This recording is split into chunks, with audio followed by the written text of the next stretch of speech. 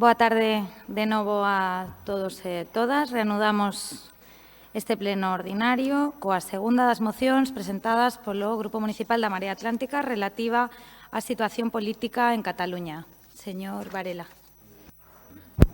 Boa tarde, alcaldesa. Un saúdo aos traballadores e traballadoras do Concello. Tamén sumarme, por suposto, ás mostras de solidaridade que saúdo esta mañá cos traballadores de Isogat, que ven como remata, como conclúe de xeito negativo o que debera ser a historia dunha empresa salvada, como pasou coa súa fábrica homóloga de Medina del Campo, onde as administracións competentes, a autonómica e a do Estado, fixeron o que tiñan que facer, a diferenza do acontecido aquí na Coruña con esta empresa. Ben, traemos esta moción o día despois de coñecer as declaracións do presidente do Goberno en funcións e candidato á presidencia do Goberno do Partido Socialista, Pedro Sánchez, nas que indicaba que tiña a vontade de empregar a Fiscalía do Estado para, de alguma maneira, perseguir a algún prófugo da xustiza, neste caso falábase de Puigdemont. Isto soubémolo onte mesmo en declaracións a unha radio de ámbito estatal. Traemos esta moción aquí 5 días despois do debate, se non me equivoco, o debate político, no que soubemos que se escollera a mantenta conscientemente estas datas de outubro, facendo coincidir as eleccións do Estado tamén co inicio ou coa sentenza da sentenza ao procés catalán, a sentenza do Supremo. Por último, traemos aquí hoxe esta moción 7 días despois de que houvese na Coruña unha agresión a unha persoa, a unha foiteira, por vender peras de Lleida. Ben, nós estamos, basicamente, preocupados, moi preocupados, facémonos eco do dito esta mañá polo compañeiro do Partido Popular, Roberto Rodríguez. Hai dúas formas de concebir isto, facer política contra o lume ou facer política do lume. Eu, a verdade, quero recoller, pareceme unha boa cita, quero recoller tamén esas palabras para traerlas hoxe aquí. Non podese facer política contra o lume ou podese facer política do lume. Nós estamos, francamente, preocupados porque vemos que hai unha superabundancia de incendiarios agora mesmo no ámbito da política estatal. Xente que parece que está moi conforme co que está acontecendo en Cataluña, que teñen a vontade de seguir, eu creo que engadindo aínda máis temperatura a un conflito que creo que xa está fora de proporción, e nós pensamos que en ningún caso esa é a posición responsable. Nós entendemos que as cuestións políticas deben ser resoltas no ámbito político, non no ámbito xurídico, moito menos aínda no penal. Nós estamos preocupados, como dixemos, polo que estamos vendo de un auxe dunha extrema dereita fascista que ameaza con cancelar dereitos básicos que foron duramente conquistados durante a todo o período democrático e o período anterior á democracia. Nós estamos francamente preocupados porque o fío o rego desta sentencia do proceso se cancelen outras liberdades e dereitos básicos como o dereito de manifestación. Eu creo que unha das lecturas que se pode facer desta sentenza é que pasa a ser ilegal, por exemplo, o dereito, certas cuestións do dereito de manifestación en contextos distintos, por suposto, o contexto do que acontece hoxe en Cataluña, en contextos que poden ser semellantes ás protestas que houve no seu día para impedir desafiuzamentos nesta cidade e en todo o Estado. Nós estamos realmente preocupados porque o fío do que sucede en Cataluña se desperte a bella besta do fascismo en España e tamén estamos moi preocupados porque se cancelen outras liberdades básicas que costou realmente moito traballo conquistar. Nos dicimos, propoñemos, pensamos que a cuestión catalana, a cuestión do modelo territorial é unha cuestión política, que como tal se resolve no ámbito do político, non no ámbito da xustiza e, como dixen antes, moito menos aínda no ámbito da xustiza penal. Facendo un pouco de memoria recente, lembremos, por sinalar o máis recente dos antecedentes o que sucede hoxe en Cataluña, no 2006 aprobábase nas Cortes Españolas o Estatut de Cataluña. Cos votos favorables do PSC, dunha maioría parlamentaria moi importante, cos votos en contra únicamente do Partido Popular e da Esquerra Republicana de Cataluña. Ese estatut foi máis tarde aprobado en plebiscito, en referéndum, en Cataluña. Contra este acordo, contra este estatut, interpuso unha moción de inconstitucionalidade do Partido Popular que máis adiante, no 2010, cando xa levaba 4 meses en vigor o Estatut catalán sin que houvese ningún tipo de problema de encaixe da nova situación xurídica de Cataluña no resto de España, o Tribunal Constitucional aceptou ese recurso e, basicamente, deixou sen efecto o que era un acordo político entre a vontade expresada polo pobo catalán e as Cortes españolas. De aí ven desta maneira de levar as instancias xurídicas, cuestións que son políticas, deben o que entendemos que é a mecha máis recente do tremendo polvorín no que se converteu a cuestión catalana, en a que pensamos, lamentamos, que moitos se sinten terriblemente cómodos. Nós, desde logo, non nos sentimos en absoluto cómodos. Nos lamentamos moitísimo esta situación. Nos pensamos que a cuestión catalana, insistimos, é unha cuestión política. E, como tal, debe resolverse no ámbito político e hai que rescatala das catacumbas xurídicas na que algúns queren reducila. E, polo tanto, pedimos, solicitamos certa responsabilidade, sobre todo aqueles partidos que se declaran a sí mesmos partidos de Estado, partidos con sentido de responsabilidade do Estado, pedimos certa responsabilidade para que eles, os que teñen a posibilidade mañá de tratar estas cuestións desde o ámbito do Goberno do Estado, asuman este precepto, o precepto de que as cuestións políticas exixen solucións políticas e que é hora de que en Cataluña pasar páxina e, por tanto, empezar a facer política e entendo que iniciar unha nova fórmula de entendemento entre as partes, entre a Cataluña e o resto do Estado. Moitas grazas. Moitas grazas, señor Lema. Señora Martínez, o seu turno. Claro que fai falta entendemento e claro que fai falta política, pero nesta moción nos piden xa no punto número 1 que a xustiza non sexa igual para todos. Nos piden que concedamos privilexios a quenes se dedican a liderar golpes gravísimos contra a democracia. Vostedes pretenden alimentar a sensación de impunidade en aqueles que perpetraron feitos delictivos en detrimento do resto da cidadanía.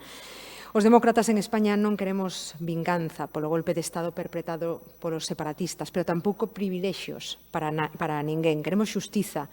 E hoxe por hoxe, tras a sentenza do 14 de outubro, podemos decir que se fixo xustiza. Porque, saben unha cousa, para que a xustiza sexa verdadeira, ten que ser igual para todos os españois. Porque, ademais das condenas, é importante que non haxa privilexios para ninguén, para que todos entendamos que a xusticia é igual para todos, e desde Ciudadanos vamos a velar para que non haxa privilexios penitenciarios para ninguén. A Constitución sinala que as penas privativas de liberdade e as medidas de seguridade estarán orientadas cara á reducción e á reinserción social. Sen embargo, os xa procesados non mostraron ningún tipo de arrepentimento polos delitos polo que se lles condea, nin do que vayan a facer no futuro. Mais ben ao contrario, aseguran que non pensan asumir ningunha responsabilidade nin culpabilidade e que o volverían a facer. En referencia ao punto número 2 do modelo territorial, se deixou hai moitos anos un modelo autonómico aberto, desenvolveuse e creemos que temos chegado a cotas de autonomías que nunca tiñamos soñado en España. Somos equiparables a calquer país federal do mundo. O reto do separatismo hoxe en día é un reto nacional. A solución non é dinamitar este país, nin volver atrás, senón é chegar a solucións consolidadas do Estado autonómico e facer pedagogía para que a España unida poida ser tamén unha España diversa e que respete as competencias autonómicas. Moitas grazas. Moitas grazas, señora Martínez. Polo BNG, señor Jorquera. Grazas, señora alcaldesa. Eu vou empezar falando de xustiza, porque coa xurisprudencia que ven de crear o Tribunal Supremo, as persoas que, exercendo a resistencia pasiva, intentamos parar o desafiuzamento de Aurelia, seríamos hoxe condenadas por sedición. Ou persoas en movimentos que fixeron da desobediencia e da resistencia pasiva a súa ferramenta para conquistar dereitos, chámense a sufraxistas, Rosa Parks, Martin Luther King ou Mahatma Gandhi, algúns deles, por certo, premios Nobel da Paz, serían considerados polo Tribunal Supremo uns perigosos sediciosos e estarían hoxe en prisión. Como vivimos tempos de batallas do relato, repasemos o relato. Primeiro nos inventamos un a todas luces inexistente delito de rebelión para que os feitos non sexan xulgados en Cataluña e así deixar a instrucción en mans da Audiencia Nacional, herdeira, por certo, do top franquista, xustificar ter en prisión preventiva a persoas durante anos e socavar o seu dereito ao sufraxio pasivo, impedindo que pudesen exercer a súa función como cargos electos, e despois retorcemos a interpretación xurídica para condenalos por sedición, delito, por certo, que non existe na maioría dos países europeos, e impoñerlles duras penas. Hai que respetar a acción da xustiza, por suposto, pero a acción da xustiza tamén está sometida á crítica pública. E a xustiza, cando é inquisitorial e vengativa, convírtese en injustiza. Pero, en calquer caso, a cerna do problema non é esa. A cerna do problema é ter recurrido a vía xudicial e policial para abordar un problema político, por certo, alimentado en boa medida por aqueles que agora pretenden reducir ese problema a un simple problema de orde pública. E seguimos co relato. Primeiro baleiramos de contido o autogoberno a través de múltiples vías para recentralizar o Estado. Se me permiten un inciso, desta paranoia centralista tivemos unha viva mostra o luns pasado no famoso debate, varios partidos estatais reprochándose entre sí as competencias que se transferiran ás comunidades autónomas como se fose delito, competencias, por certo, recollidas nos estatutos de autonomía, estatutos que forman parte do bloque de constitucionalidade e logo, inda por riba, eses partidos autodefínense como constitucionalistas.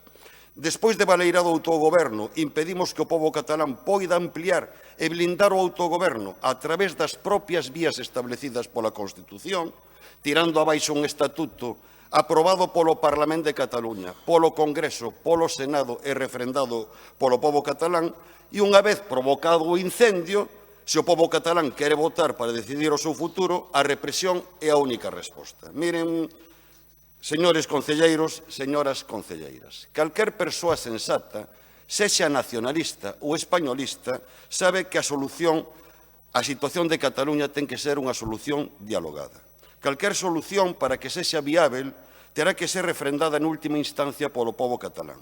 E non pode haber diálogo normalizado mentras existan exiliados e presos políticos. Por iso, o BNG vota favorablemente a esta moción. Moitas grazas, señor Jorquera. Polo Partido Popular, señora Mato. Moitísimas gracias, moi boa tarde a todos. Permitídeme que saúde expresamente os membros da Policía Nacional que hoxe nos acompañan, especialmente para unha moción que levamos dende o Partido Popular en defensa do seu traballo, que debatiremos despois, pero, bueno, agora toca tamén falar de Cataluña, un tema que seguro que tamén lles interesa ás persoas que nos están escoitando. Decía o señor Martínez na súa intervención na defensa das ordenanzas fiscais que o diálogo, por moito que se repita 1000 veces, non se converte en diálogo. Eu lle diría o mismo, señor Lema, nesta moción vostede, por moito que repita 1000 veces unha mentira, non vai a ser nunca verdade. Sitúan vostedes el origen del problema catalán en lo que denominan la mutilación del estatuto. Les tengo que recordar que ese estatuto fue recortado en el año 2010, efectivamente, y también lo decía usted, porque tenía 14 artículos que eran anticonstitucionales. 14 artículos anticonstitucionales, no es una voluntad política, está dictado así. No, señores, el origen de este conflicto, el conflicto catalán, no fue aquella sentencia del Tribunal Constitucional. Ese origen hay que irlo a buscar 40 años atrás, en los que ese separatismo, disfrazado absolutamente de catalanismo, actuó con impunidad y de forma sectaria en los medios de comunicación, en las instituciones culturales, en los colegios, en los institutos, en las universidades. En esta moción de ustedes, de la Marea Atlántica, se califican las penas fijadas por un Tribunal Supremo y ustedes las califican. El Bloque Nacionalista Gallego no lo ha hecho. No las comparte, intuyo, pero no lo ha hecho.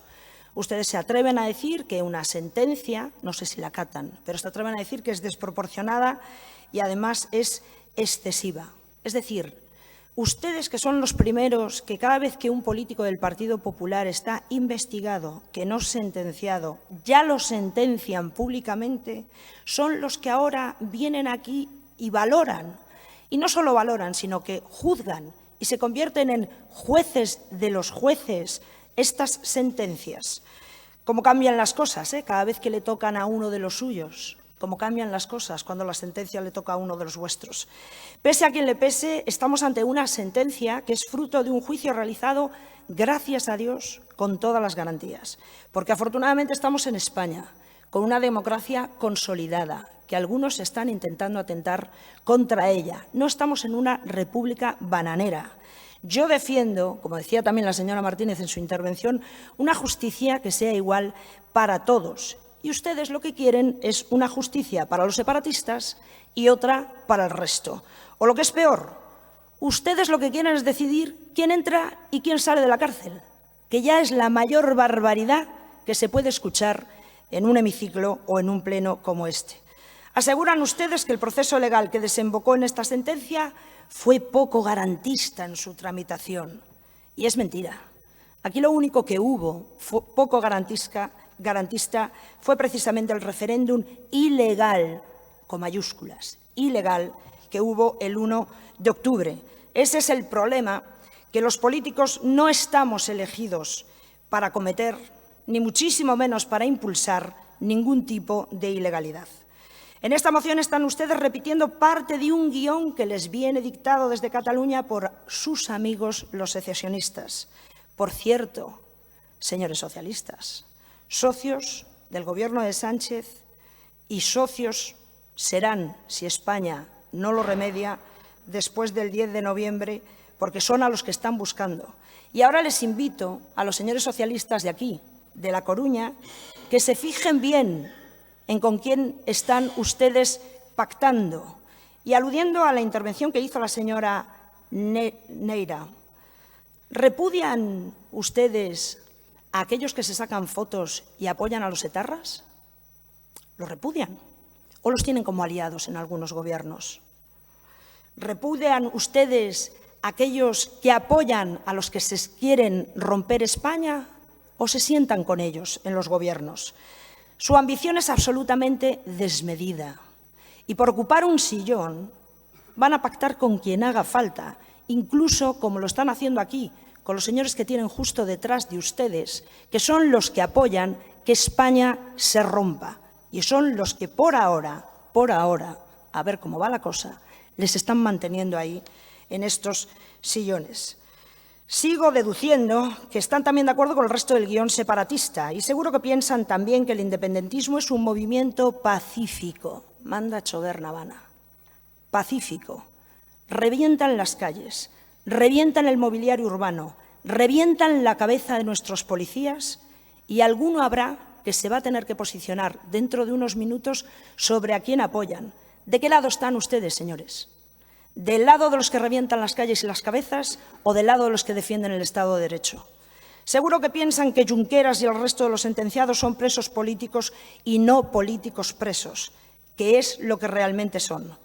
Se saltaron la ley, siendo muy conscientes de que lo hacían, incluso yo diría que riéndose de ella. Y el peso de la ley, afortunadamente, ha caído sobre ellos.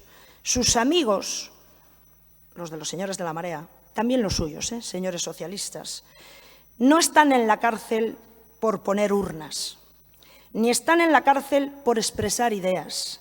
Están en la cárcel porque son unos delincuentes, con mayúscula, otra vez, porque convocan referéndums ilegales, porque quieren imponer sus ideas por encima de la ley. Y la ley, como bien saben y repiten cuando les interesa, está para cumplirse siempre y es una de las bases de la democracia. Y piden aquí en este pleno, que es bueno también hacer un poco de historia en la ciudad de La Coruña, una nueva ley de amnistía. Y oye, parece que escuece incluso escucharlo justo en este pleno, donde hace 43 años, aquí, en ese salón dorado, en un Consejo de Ministros celebrado aquí al lado, efectivamente se aprobó una amnistía que permitió salir de las cárceles españolas a centenares de presos políticos del franquismo. Choca, ¿verdad? Oír hablar del franquismo en una del PP. Pues hablamos, fíjate tú. Incluso de la ley de amnistía. Por favor, no equiparen a aquellos presos políticos con estos presos políticos. Y ya para terminar, comienzo esta moción con una cita, como empezaban ustedes su intervención también con una cita, por lo menos por escrito. Yo quiero acabar con otra. Hay un prestigioso premio que distingue a las personalidades e instituciones que más se significan en defensa del proyecto común de Europa. Se llama el Premio Carlomagno. Y el primer español que tuvo el honor de recibir ese premio fue un filósofo y escritor coruñés, Salvador de Madariaga, ministro de la Segunda República. Lo digo porque no vaya a ser. Y fue él quien dijo: Cataluña es una nación, aunque una nación española, también con mayúsculas. Muchas gracias. Muchas gracias, señora Mato. Turno para o señor Lajetuñas. Gracias, señora alcaldesa. Señora Mato, eu xa sei que vostede é unha demócrata. Alégrome moito que fale do franquismo. O que me alegraría moito máis é que o seu partido condenara o franquismo. Eso sería o primeiro. Efectivamente. Con quen pactamos? Mire, señora Mato, eu entendo que queiran facer do pleno da Corporación Local da Coruña un ámbito parlamentario, incluso que teñamos este tipo de debates. Non hai ningún tipo de problema. O que sí lle podo decir é que o grupo de goberno, o grupo socialista, con calquera dos grupos cos que ten acordo, e incluso con vostedes mesmos, e por suposto que a señora Martínez do grupo de Ciudadanos, consideramos a todos demócratas. Con quen temos pactos é con persoas demócratas. Non pode decir o mesmo o Partido Popular que pacta con Vox, que é a ultradereita, o fascismo. Eso non pode decir, porque vostedes sí teñen pactos suscritos con organizacións que non respetan a orden constitucional. E mire o que lle vou a decir, o Grupo Socialista, lóxicamente, responde a unha organización política máis que centenaria, con 140 anos de historia, por suposto. O único partido político presente nesta corporación que votou a Constitución española, esa mesma Constitución a que aluden permanentemente. O que pasa é que estaban noutra cousa, vostedes e máis outros. Por lo tanto, é dicir, pode vostede facer unha sobreactuación e, en calquera caso, creo que vale de ben pouco, porque o Partido Socialista, leccións en torno á defensa do orden constitucional, ninguna. Obviamente, eu agradezco ao señor Lema pois o tono e a forma en que ten formulado a súa proposta, na que non coincidimos absolutamente en nada. Pero incluso na discrepancia política hai moitas formas de facelo. E eu, desde logo, estando diametralmente nas antípodas desta posición política, creo que as formas en que se teñen expresado, se o señor Lema ou o propio señor Jorquera, creo que son de agradecer, porque o respeto na diferencia tamén axuda á convivencia. Vostede aludía a Salvador de Madariaga e a un premio Carlomagno. Premio Carlomagno que tamén levou un destacado socialista como Felipe González, non sei se vostede o recorda. Vostede acaba de decir que Cataluña é unha nación, aínda que sexa unha nación española. Eu creo que a quen lle ten que contar non é os membros deste goberno, nin os compañeiros que ten vostede nesta corporación. Que Cataluña é unha nación ten que contarlle a vostede os que presentaron o recurso de inconstitucionalidade que non aceptaban unha realidade cultural e política que é incuestionable. Vostede mesma o dixo, alégrame moito que recordara a Salvador de Madariaga. Claro que é unha nación española, non vai a ser ucraniana. Claro, evidentemente, claro que é unha nación española. E vostedes poden seguir negando a plurinacionalidade do Estado en fórmulas moi diversas. Mire, a Constitución española consagrou o Estado das Autonomías. O Estado das Autonomías que é un Estado cuasi federal, ao que vostedes no título octavo se opuxeron, non sei se o recorda. Non sei se o recorda. En calquera caso, sin separarme o máis mínimo da proposta que trae aquí o grupo propoñente, nós temos un respeto á división e á separación de poderes evidente. O poder executivo, o legislativo e o xudicial. E o grave que vostede omiteu é o que sucedeu o 6 e 7 de setembro do 2017 no Parlamento de Cataluña. Vostede falou de 1 de outubro. Sabe por que sucedeu o 1 de outubro e chegou a dar a volta ao mundo imaxes que nunca se deberían de ter producido? Porque quen gobernaba naquele momento, que era o señor Rajoy, os seus compañeiros, non tomaron a decisión, que, por certo, unha persoa tan destacada como Felipe González o dixo no seu momento, o que tiñan era que ter aplicado a norma, o 155, cando se saltaron a legalidade e cometeron un golpe de Estado claro no Parlamento de Cataluña, actuando sin escoitar os letrados, sin escoitar o Tribunal Constitucional. Porque os instrumentos hai que utilizalos. É claro que primeiro é a política, Os problemas se resolven ca política. Cando se deixan en mans dos tribunales, pasa o que pasa. Pero cando falan os tribunais, hai que respetalos. E se se respeta a separación de poderes, o que hai é que decir ben alto, ben claro, que en España non hai presos políticos. Polo tanto, e remato, señora alcaldesa, se non hai presos políticos, non ten ningún sentido formular unha proposta de lei de amnistía.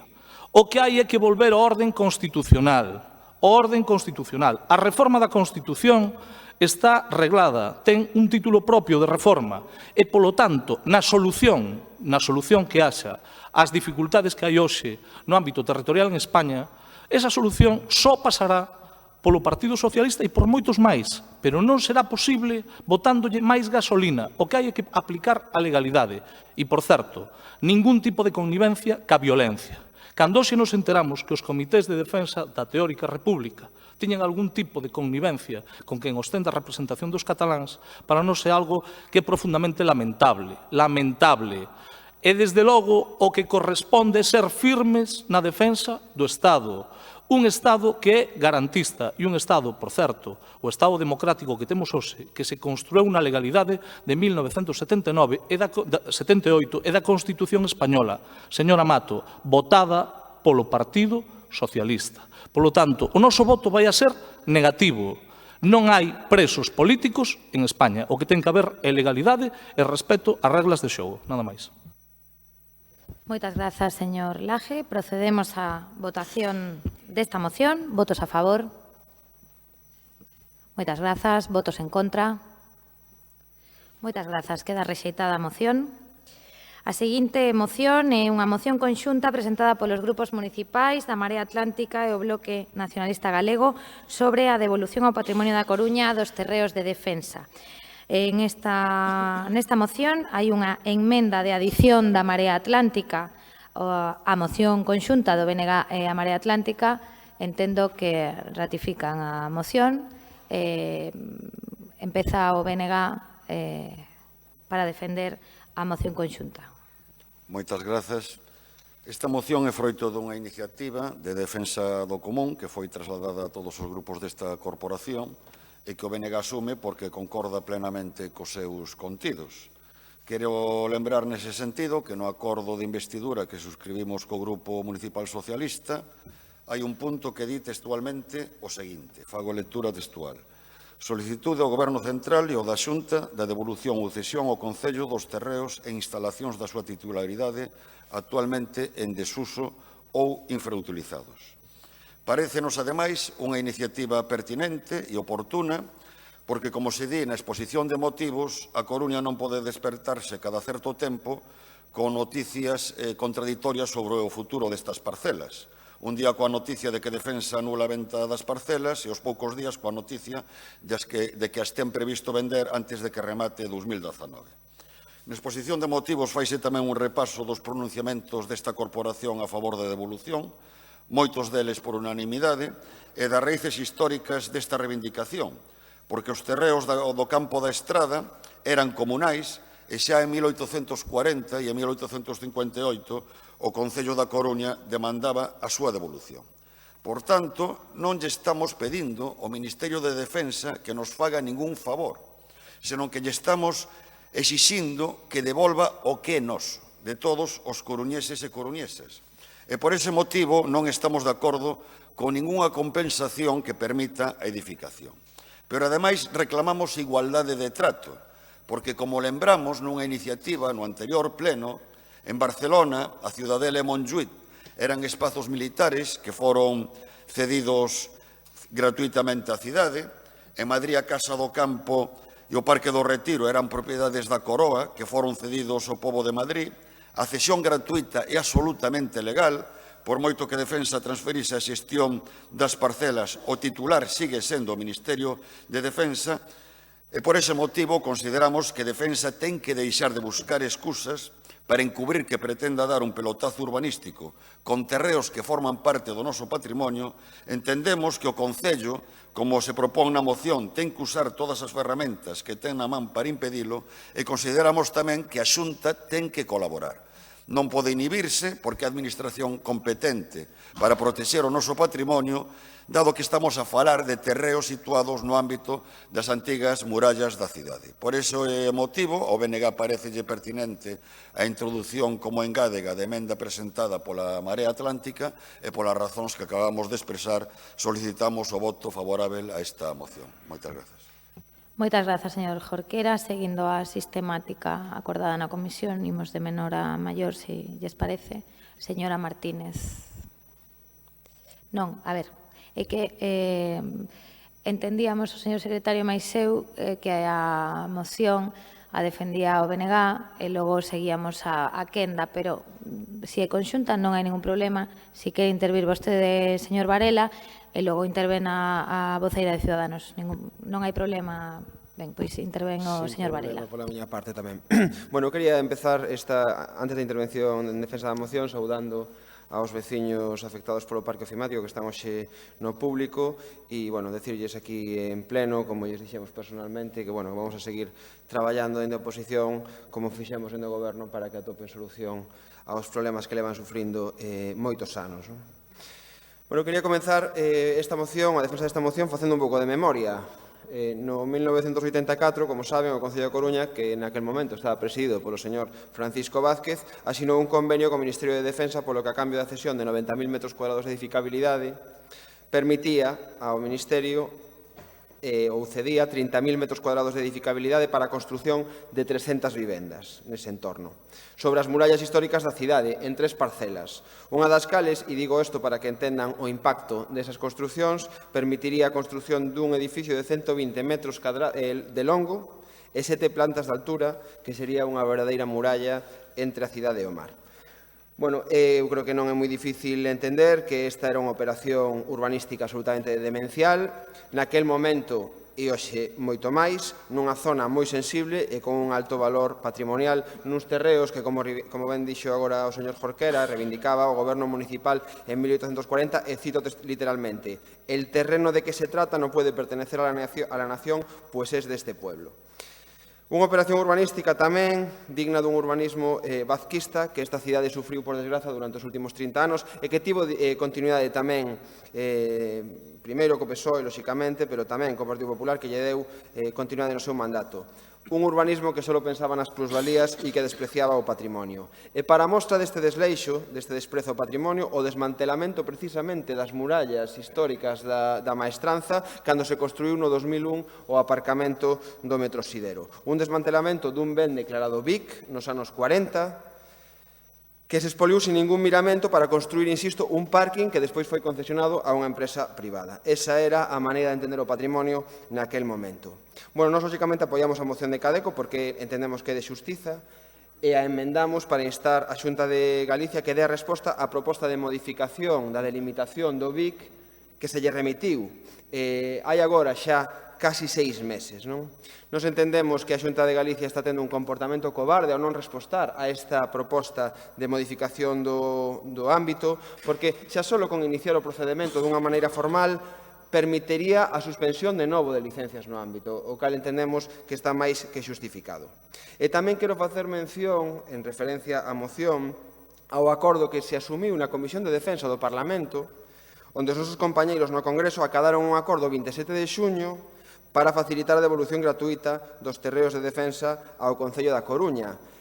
En este caso, e eu creo que é un tema a ter en conta, un acordo apoiado tamén cos votos favorables do Partido Socialista no Congreso. Isto antes, lóxicamente, de pasar a estar no Goberno do Estado.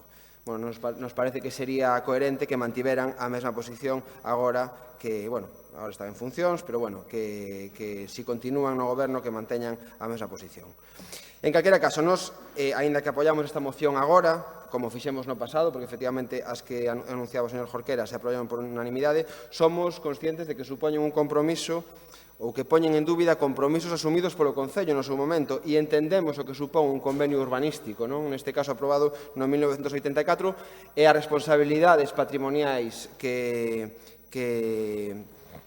que implica, e o entendemos porque, por desgracia, este Concello xa ten sufrido bastante por convenios urbanísticos asignados no pasado, e estou falando de Someso, e estou falando da Agro de San Amaro, ou estou falando de indemnizacións como a do Conde de Finosa. Polo tanto, nós iniciamos a modificación do planeamento para facer unha ordenación distinta de ese suelo, cos criterios de protección do patrimonio e de que a edificación, si que a houvese, non tivera un impacto visual como se plantexaba cos edificios do convenio do 1984. E xa remato, nos creemos que nos últimos 4 anos a cidade deixou de ser o bazar dos especuladores e do urbanismo depredador e deixou de ser tamén un negocio para o resto das administracións que querían facer caixa co suelo público. E non estou falando só da maestranza, sino tamén do Porto ou da Solana, onde paramos as privatizacións que estaban en camiño.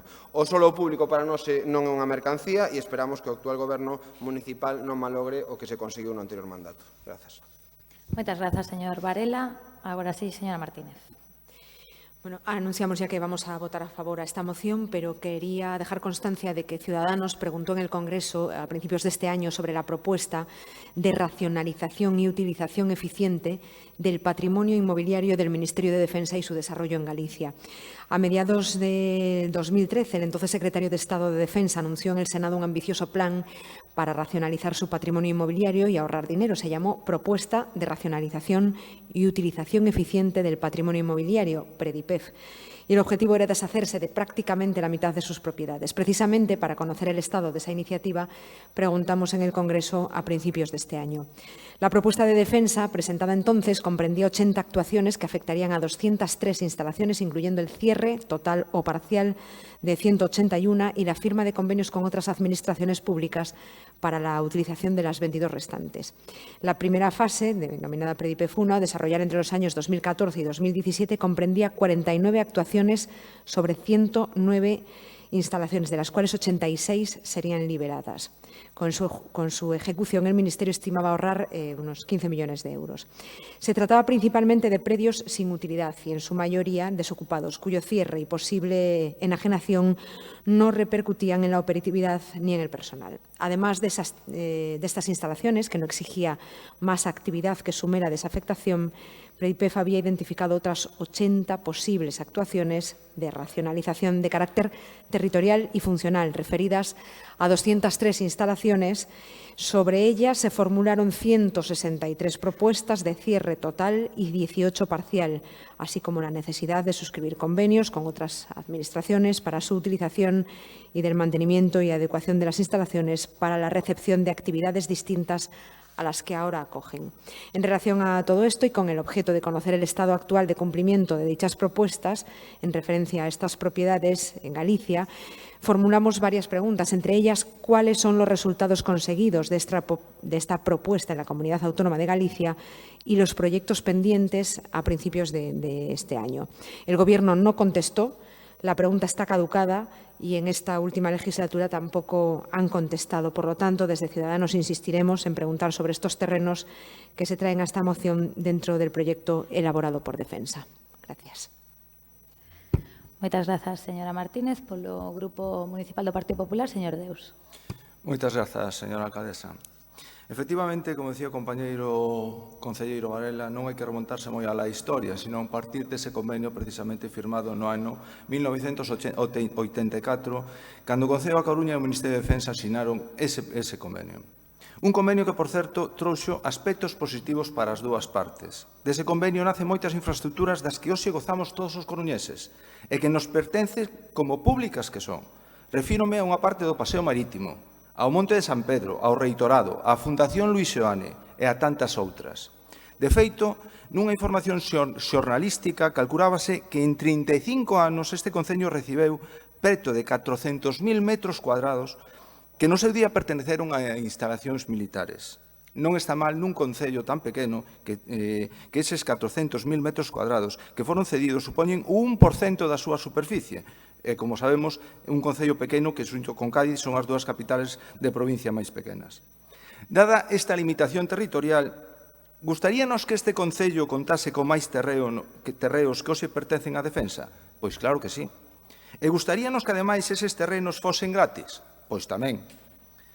Defensa se adixo a este concello por activa e por pasiva que rexeita a cesión gratuita dos terrenos da maestranza de Adelaida Muro, porque legalmente ten moitas posibilidades de ser recurrido e de que entremos en procesos xurídicos moi costosos para o noso Concello, que xa ten no seu haber unha serie de deudas por xuicios, precisamente provocadas por políticas urbanísticas do PSOE, que mellor non imos a reparar aquí porque son de sobras coñecidas.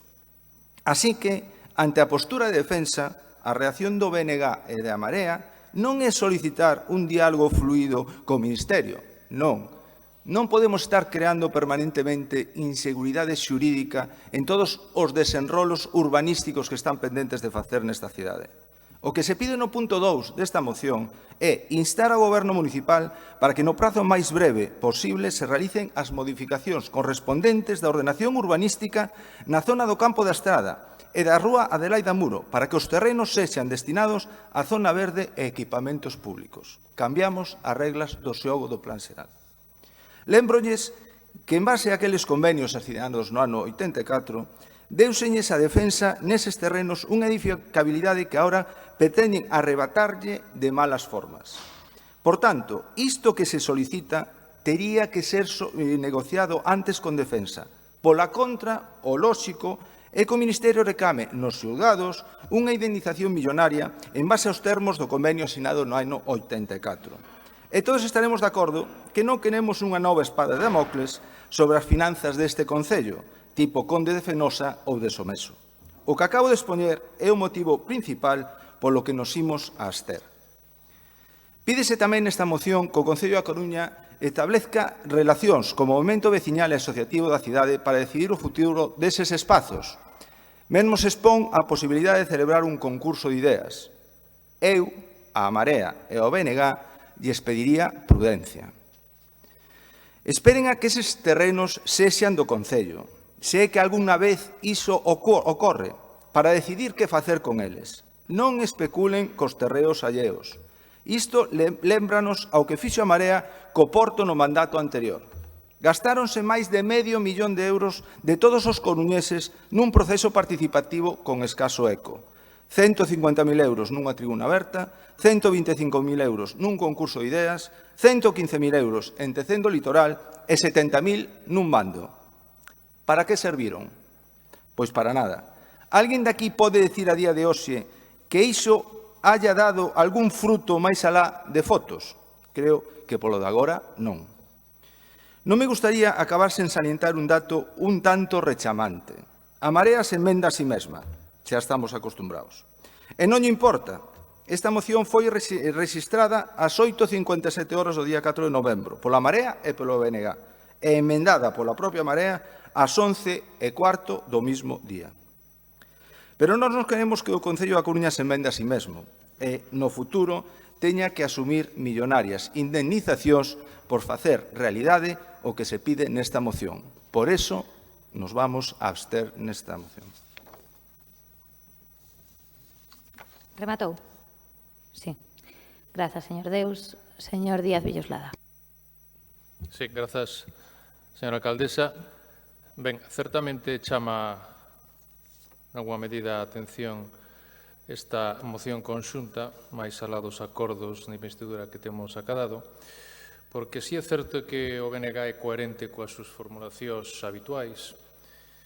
Non obstante, lembremos, como si se lembraba anteriormente, que hai determinados ámbitos de defensa que foran cedidos ao Concello, a cidadanía da Coruña, pois Monte de San Pedro, Punta Herminia, Reitoría, etc., etc., o que nos chama algo máis a atención é non digo que incoherencia, pero sí unha certa falta de congruencia por parte da Marea Atlántica a hora de adherirse a esta moción. A parte de autoenmendarse o minuto seguinte. Sempre está ben facer acto de contrición ou de autoenmenda cando é necesario. Por certo, non imos facer un repaso, señor Varela, do que supón, do que supuso e do que pode que suporá durante aínda algún tempo máis para os ámbitos socioeconómicos da cidade a inacción. Desto teremos ocasión de ir falando pouco a pouco. E, por certo, tampouco estaríamos en condicións, nin imos estar en condicións desde o Goberno municipal e desde o Grupo Municipal Socialista de asumir unha serie de responsabilidades urbanísticas das que tanto falan de momentos pasado en relación con dereitos actuais. E digo que nos chama a atención ou que nos parece falto de certa congruencia a posición nesta moción conxunta por parte de Marea Atlántica porque vostedes en algún momento valoraron a posibilidade de pagar. Xullo de 2018. Vostedes en algún momento valoraron manter certa edificabilidade na maestranza. Todos os acordos plenarios que se citan na exposición de motivos desta moción foron tomados con uns votos u outros durante o mandato anterior. Chámame a atención que nesa exposición de motivos vostedes suscriban, é certo, pero que suscriban que se diga que 3 anos despois aínda está en marcha o proceso para modificar o plan de urbanismo na maestranza. Chama a atención que suscriban, o entendo, insisto, no caso do BNG, que digan que eses plenos chamaban a colaboración do Concello como movimento asociativo para coñecer a opinión da veciñanza que non se concretou. A que estamos? A verdade é que é difícil de entender a súa posición nesta moción. En outubro de 2018, o Goberno anterior suspendeu as licencias no ámbito para redactar a modificación do planeamento. En xuño de 2019, 9 meses despois, non se tiña redactado nin borrador nin documento da avaliación estratégica. En outubro, efectivamente, en outubro pasado, levantouse automáticamente a suspensión das licencias. Por iso estamos a falar co Ministerio de Defensa. Nos, o Goberno Municipal, retomou os traballos iniciais para que esta modificación deste planeamento especial no ámbito de maestranza si sexa unha realidade e poder presentalo antes de que remate este ano. O Goberno Municipal ten instado o Departamento de Patrimonio Autonómico para que se pronuncie sobre a ampliación da declaración BIC do ámbito das murallas, datada a anterior declaración de 1944, como lembramos no pasado pleno, sen resultado ata agora máis que contestacións por parte da Xunta de Galicia a través dos medios de comunicación. O Goberno Municipal ten todo o interese en reducir o posible a edificabilidade no ámbito das parcelas da maestranza, como temos dito en máis dunha ocasión, para protexer o patrimonio arqueolóxico e crear máis espacios públicos no ámbito. Pero queremos facelo nun novo marco de relacións co Ministerio de Defensa, con o Ministerio e Delegación que nos reuniremos nos vindeiros días para falar do conxunto de instalacións e propiedades que mantén o Ministerio na cidade. Pero queremos facelo con congruencia, queremos facelo sin incoherencias, diría máis, con toda humildade, escribindo o noso propio guión de traballo. Por iso, nos ímonos a abster nesta moción, porque señores, neste caso de Marea Atlántica, hai que pasar das musas ao teatro. En este teatro interveñen varias administracións e, nese sentido, é o traballo que queremos desenvolver para que a maestranza manteña o maior espacio público posible dentro das posibilidades urbanísticas e que non se nos reproche dentro de uns anos que estábamos a levar adiante modificacións urbanísticas que sangraban as arcas municipais. Máis nada, gracias. Moitas grazas, señor Villoslada. Imos xa coa votación da moción. Dado que o BNG aceptou a emenda, entendo que Marea tamén, e, polo tanto, non se vai votar esa emenda. Sí. Asegúrolle, alcaldesa, que non é para reabrir debate, simplemente facer unha precisión porque existiu en distintas intervencións nese aspecto. O de que Marea Atlántica se emenda a si mesmo o minuto seguinte. Vamos a ver, isto é unha moción que nace dun colectivo. Tan pronto como nos chegou, tanto a Marea Atlántica como o BNG tiñamos disposición a aprobala, a Marea Atlántica propuxo engadir ese punto e o mismo suxerín como unha moción que nace dun colectivo, creo que é mellor a moción deixala nos términos orixinais e calquer modificación incorporala vía emenda por respeto á iniciativa dese colectivo. Simplemente para aclarar ese aspecto, non para reabrir debate, nada máis. Ben, entendo que se incorpora esa parte ao texto. Por lo tanto, non se vota a emenda. Votamos directamente a moción. Votos a favor. Moitas grazas. Votos en contra. Abstencións. Ben, moitas grazas. Prospera a moción. Turno xa para o Grupo Municipal do Partido Popular. Primeira moción sobre a elaboración dun plan de revitalización da cidade Bella. Constan presentadas dúas mocións, unha de adición de Marea Atlántica e outra do Partido Socialista. Sí.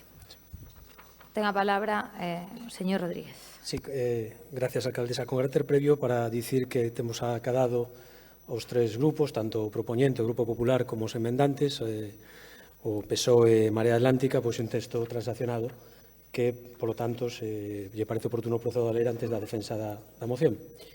O acordo quedaría, despois desta transacción, nos seguintes termos. O Pleno Municipal acorda instar ao Goberno Municipal a impulsar a elaboración do Plan de Revitalización da Cidade Bella da Coruña xa iniciado para a súa presentación e proceso de participación diante da Mesa da Cidade Bella, que contemple medidas de ámbito administrativo, urbanístico, cultural e socioeconómico e que implique a participación de todas as administracións para garantir o investimento público no barrio. Neste proceso incorporaránse as propostas e aportacións das distintas áreas, así como as que formulen os grupos da corporación. Ben, non sei se tiveron ocasión de Está a medio asinar. Bueno, a moción por escrito, por favor, a Presidencia para dar traslado á Secretaría Xeral do Pleno.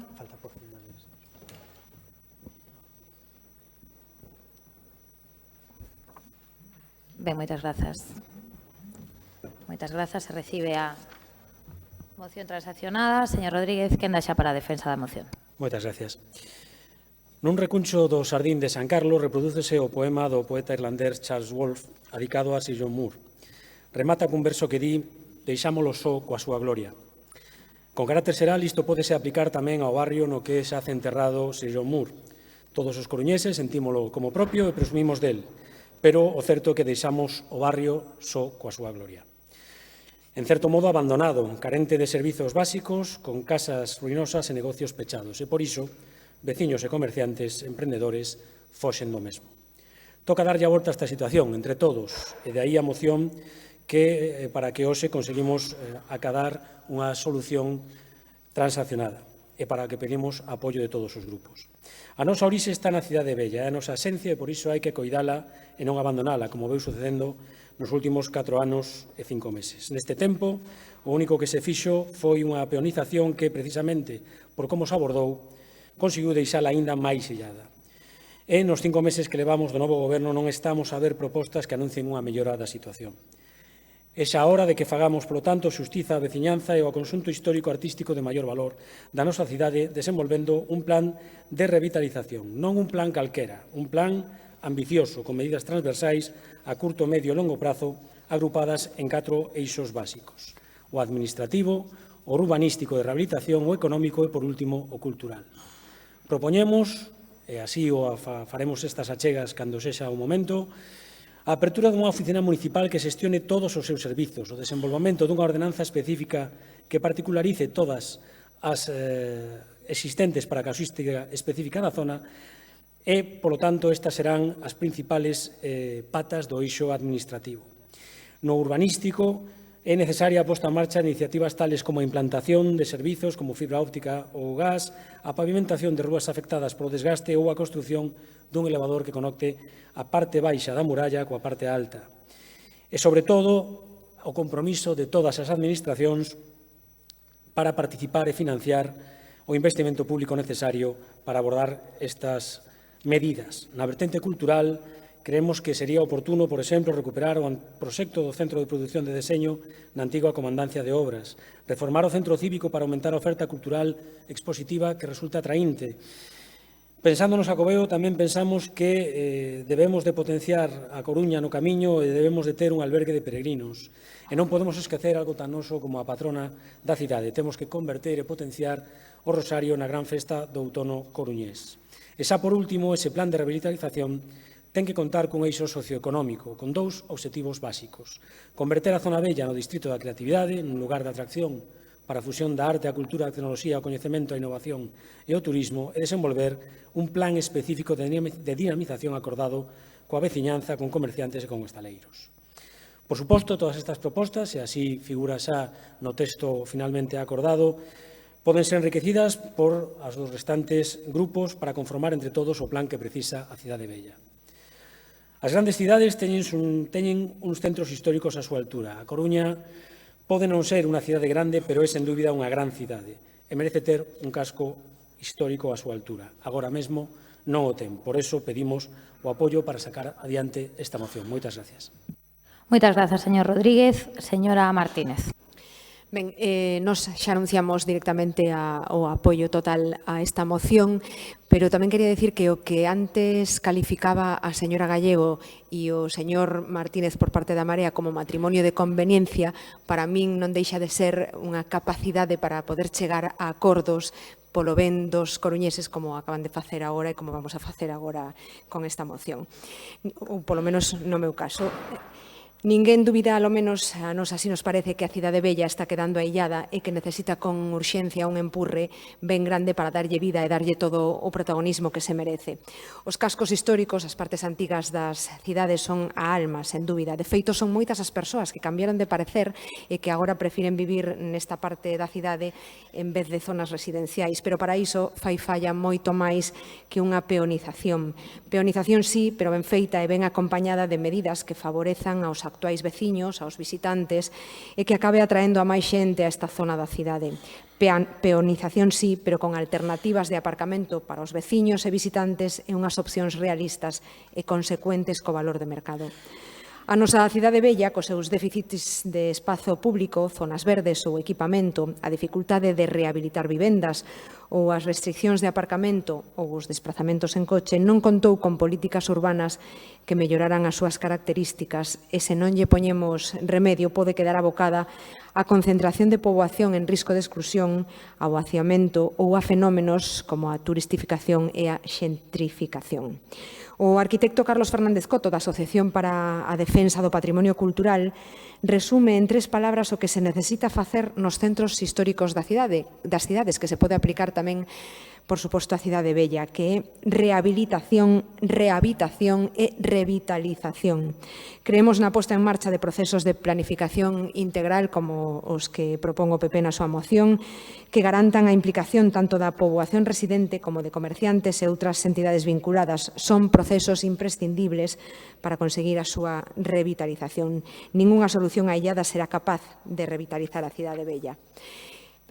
Por exemplo, 3 puntos. Para vivir na Cidade Bella, as casas vacías deben poder aloxar novos residentes. Para iso hai que mellorar as condicións das vivendas e o acceso a elas, fomentando unha oferta de servizos de proximidade, acondicionando a rede de espazos cotiás e favorecendo unhas condicións adecuadas de accesibilidade.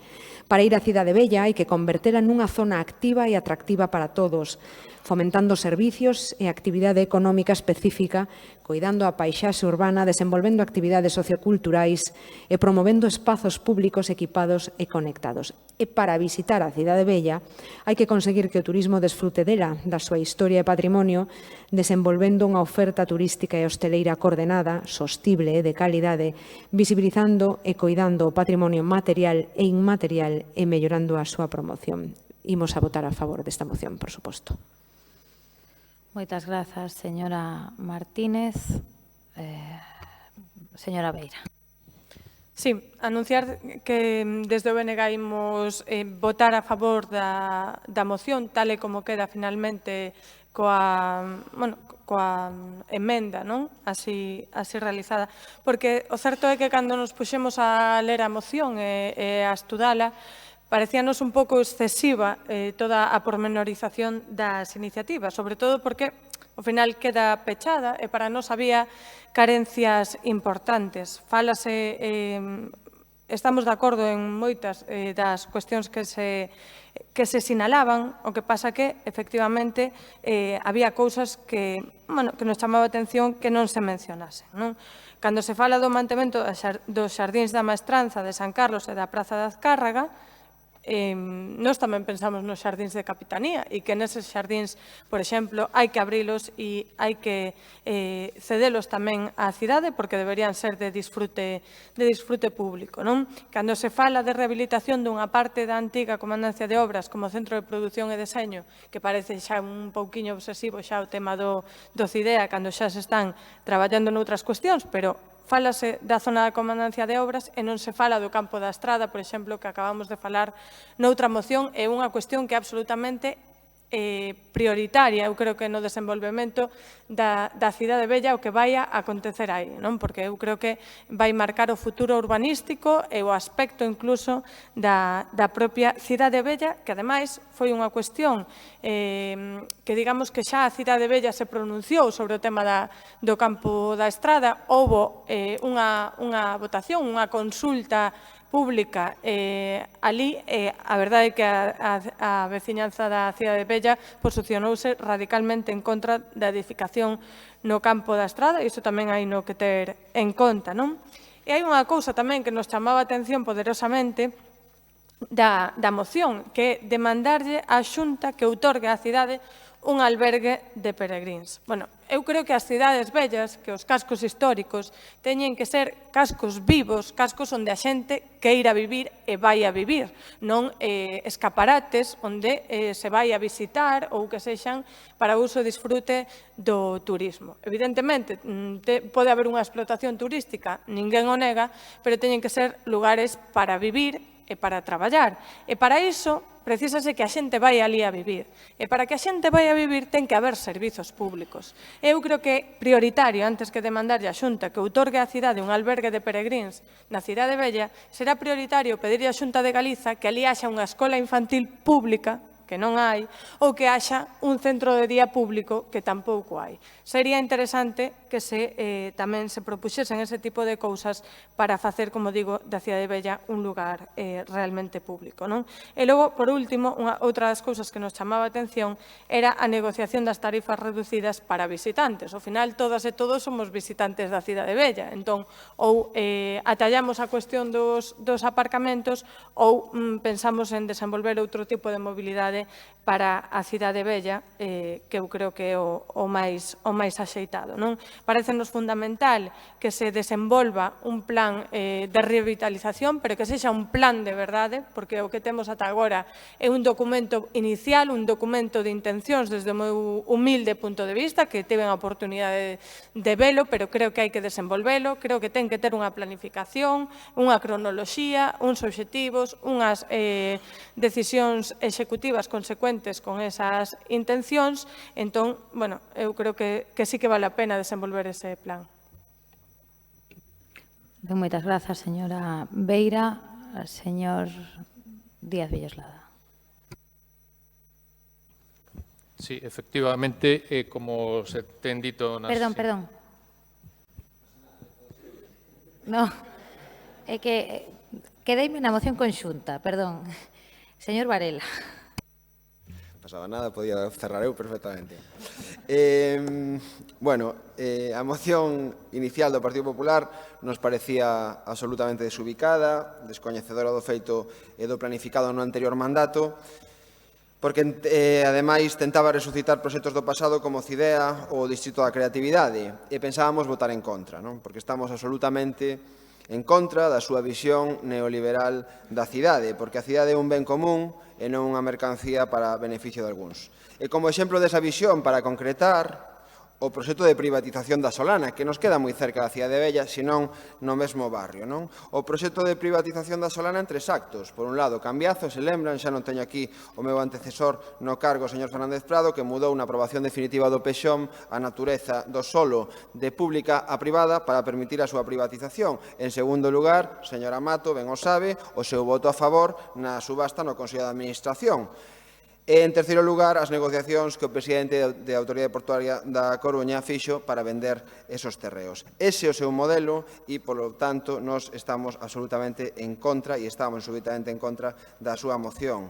Xa lles digo, por eso, íbamos a votar en ese sentido, pero se como finalmente parece aprobamos a emenda negociada por todos os grupos na que se compromete o impulso do plan de revitalización que foi impulsado por nós no anterior mandato e agora hai que concretar e de feito me parece positiva esa proposta do Partido Socialista de que poda incorporar as achegas do resto dos grupos, bueno, pois nese caso votaremos a favor. En calquera caso, señor Villoslada, eu sinto que lle incomode, como dixo antes, que fagamos balance do traballo feito no anterior mandato, pero é que grazas a ese traballo, señor Villoslada, vostedes poden abordar as seguintes actuacións na cidade vella e noutras partes da cidade. Por poñer un exemplo concreto, a revitalización da cidade vella non sería posible se non houvésemos culminado con consenso veciñal a penalización da cidade vella no 2018.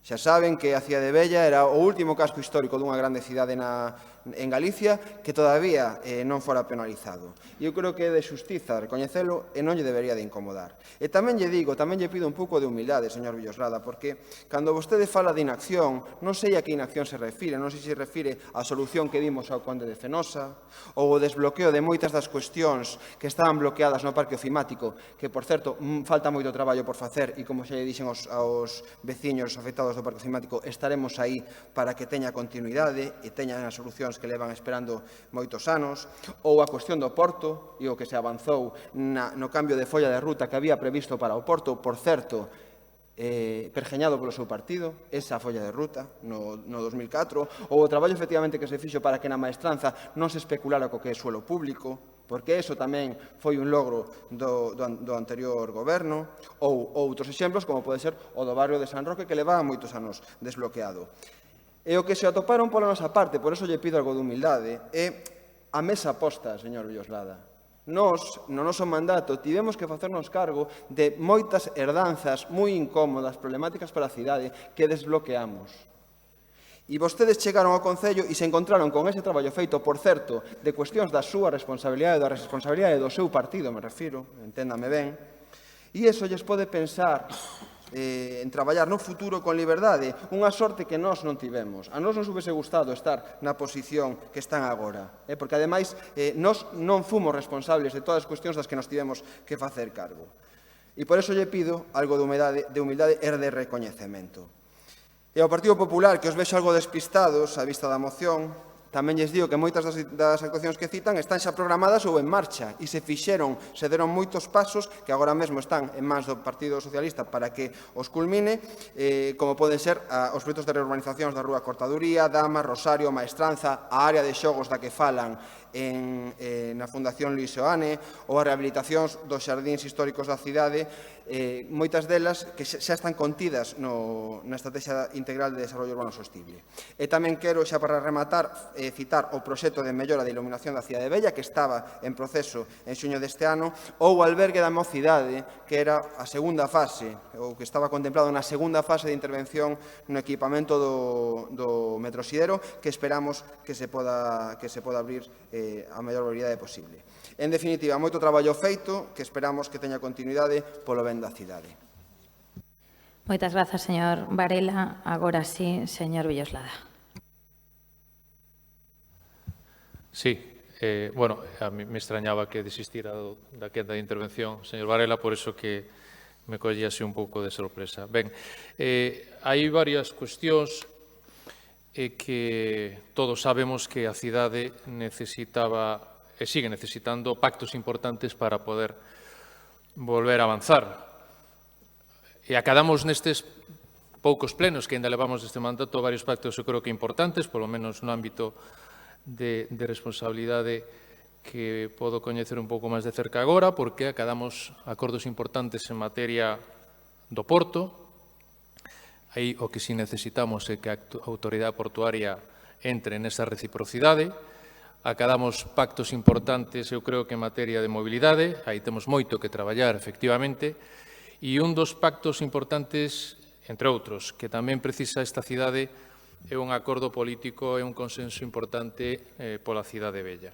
Porque sí que podemos decir que a Coruña ten unha débeda, non sei se histórica máis ou menos, pero ten unha débeda coa súa cidade vella. Por iso, hoxe, nesta moción, a iniciativa do Partido Popular, que sexamos todos os grupos políticos capaces, a partir de outras emendas, nosas ou de Marea Atlántica, etc., de chegar a un acordo para tratar de non patrimonializar ou de non establecer unha posición partidista de quen consigue levar adiante medidas para a Cidade Vella, porque se non chegamos a acordos vai ser difícil, pois eu creo que é para congratularse.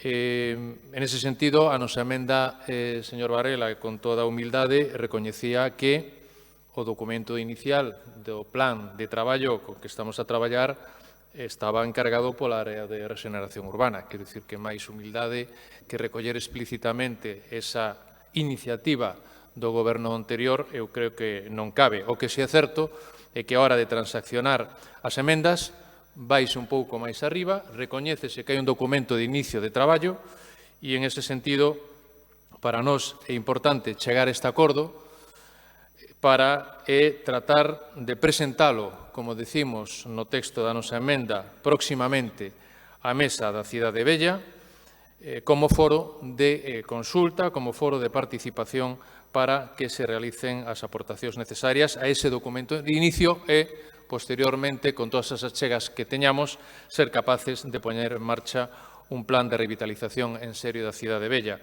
Porque é certo que os pasos de peatonalización os deron, señor Varela, pero, como decía a señora Martínez, non é suficiente.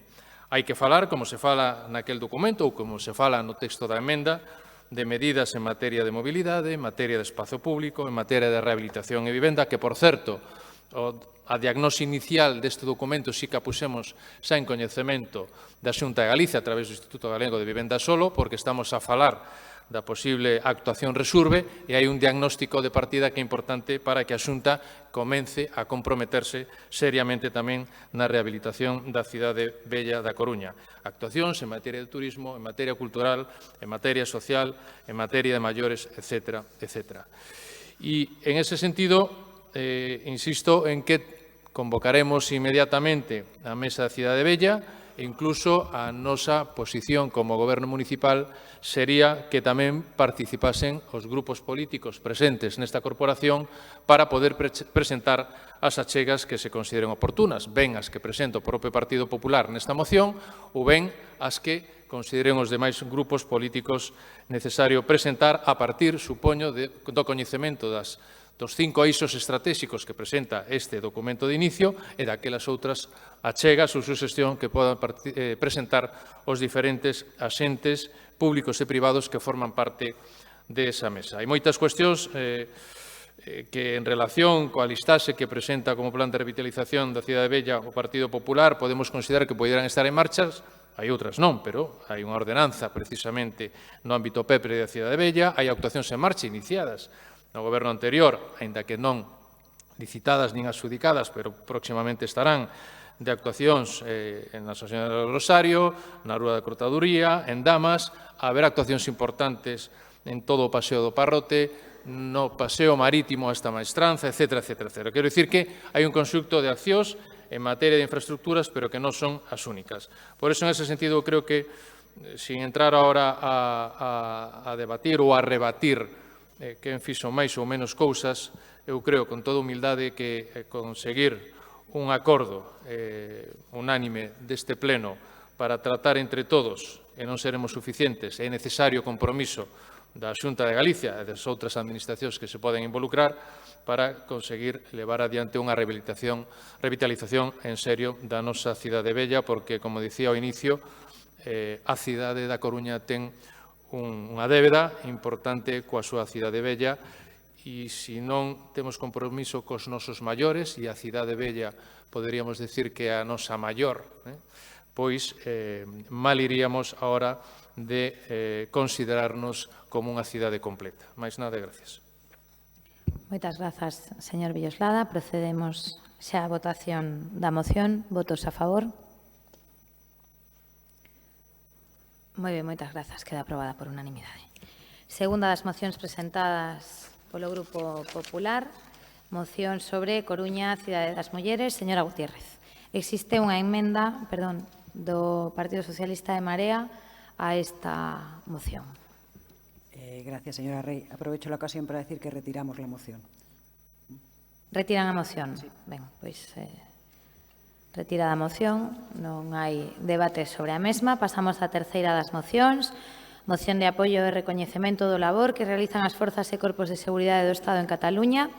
Hai unha enmenda de adición de Ciudadanos. Sí, hai unha emenda de adición. E hai unha emenda do PSOE, señor Laje. Sí, se me permite, señora alcaldesa, para anunciar a retirada da mesma co fin de que se poida chegar a un acordo ao respecto da defensa común das forzas e corpos de seguridade do Estado. Moi ben, retira o Partido Socialista a súa moción, Ciudadanos mantén a... retira a enmenda, Ciudadanos mantén a súa enmenda. Ben, pois ten a palabra a señora Mato. No aceptamos a enmenda de Ciudadanos, non sei se procede votar. Continúo. No, se procede debatir, que cada un expoña vostede a moción, Ciudadanos a enmenda, e logo se votará primeiro a enmenda de Ciudadanos e despois a moción. Pois moitísimas grazas, alcaldesa. Vou entrecomellar as primeiras verbas. La Fiscalía de quién depende? Del Gobierno. Pois ya está. Pedro Sánchez disict. Señor Laje, que veña vostede a falar aquí, xusto na moción anterior da defensa de Cataluña, do respeto á separación dos poderes, parece que lle traicionou o subconsciente ao señor presidente de la Nación. Y ahora centrándonos no tema. Quiero comenzar mi intervención lamentando y rechazando de forma contundente los actos violentos que desde el pasado 14 de octubre se están viviendo en Cataluña y en especial en la ciudad de Barcelona. Y quiero mandar todo mi ánimo a través de las personas que nos acompañan a Iván, que afortunadamente ya se está recuperando en Álvaro Cunqueiro tras ser salvajemente agredido y pasar más de 10 días en la UCI, luchando por su vida. Se ha jugado su vida por defender la libertad y la seguridad de todos los españoles, especialmente de aquellos de los que residen en Cataluña. Va para él toda nuestra admiración, como también lo va para Ángel y como también lo va para los más de 300 heridos y todos los compañeros de la Policía Nacional, de la Guardia Civil y de los Mossos que no merecen los dirigentes que tienen. Por eso hoy, visto lo que hemos visto en estos últimos 20 días, queremos no solo apoyarles, sino agradecer su entrega a las fuerzas y los cuerpos de seguridad del Estado y a todos sin excepción. Gracias a vosotros por proteger nuestra libertad y gracias a vosotros por proteger nuestros derechos.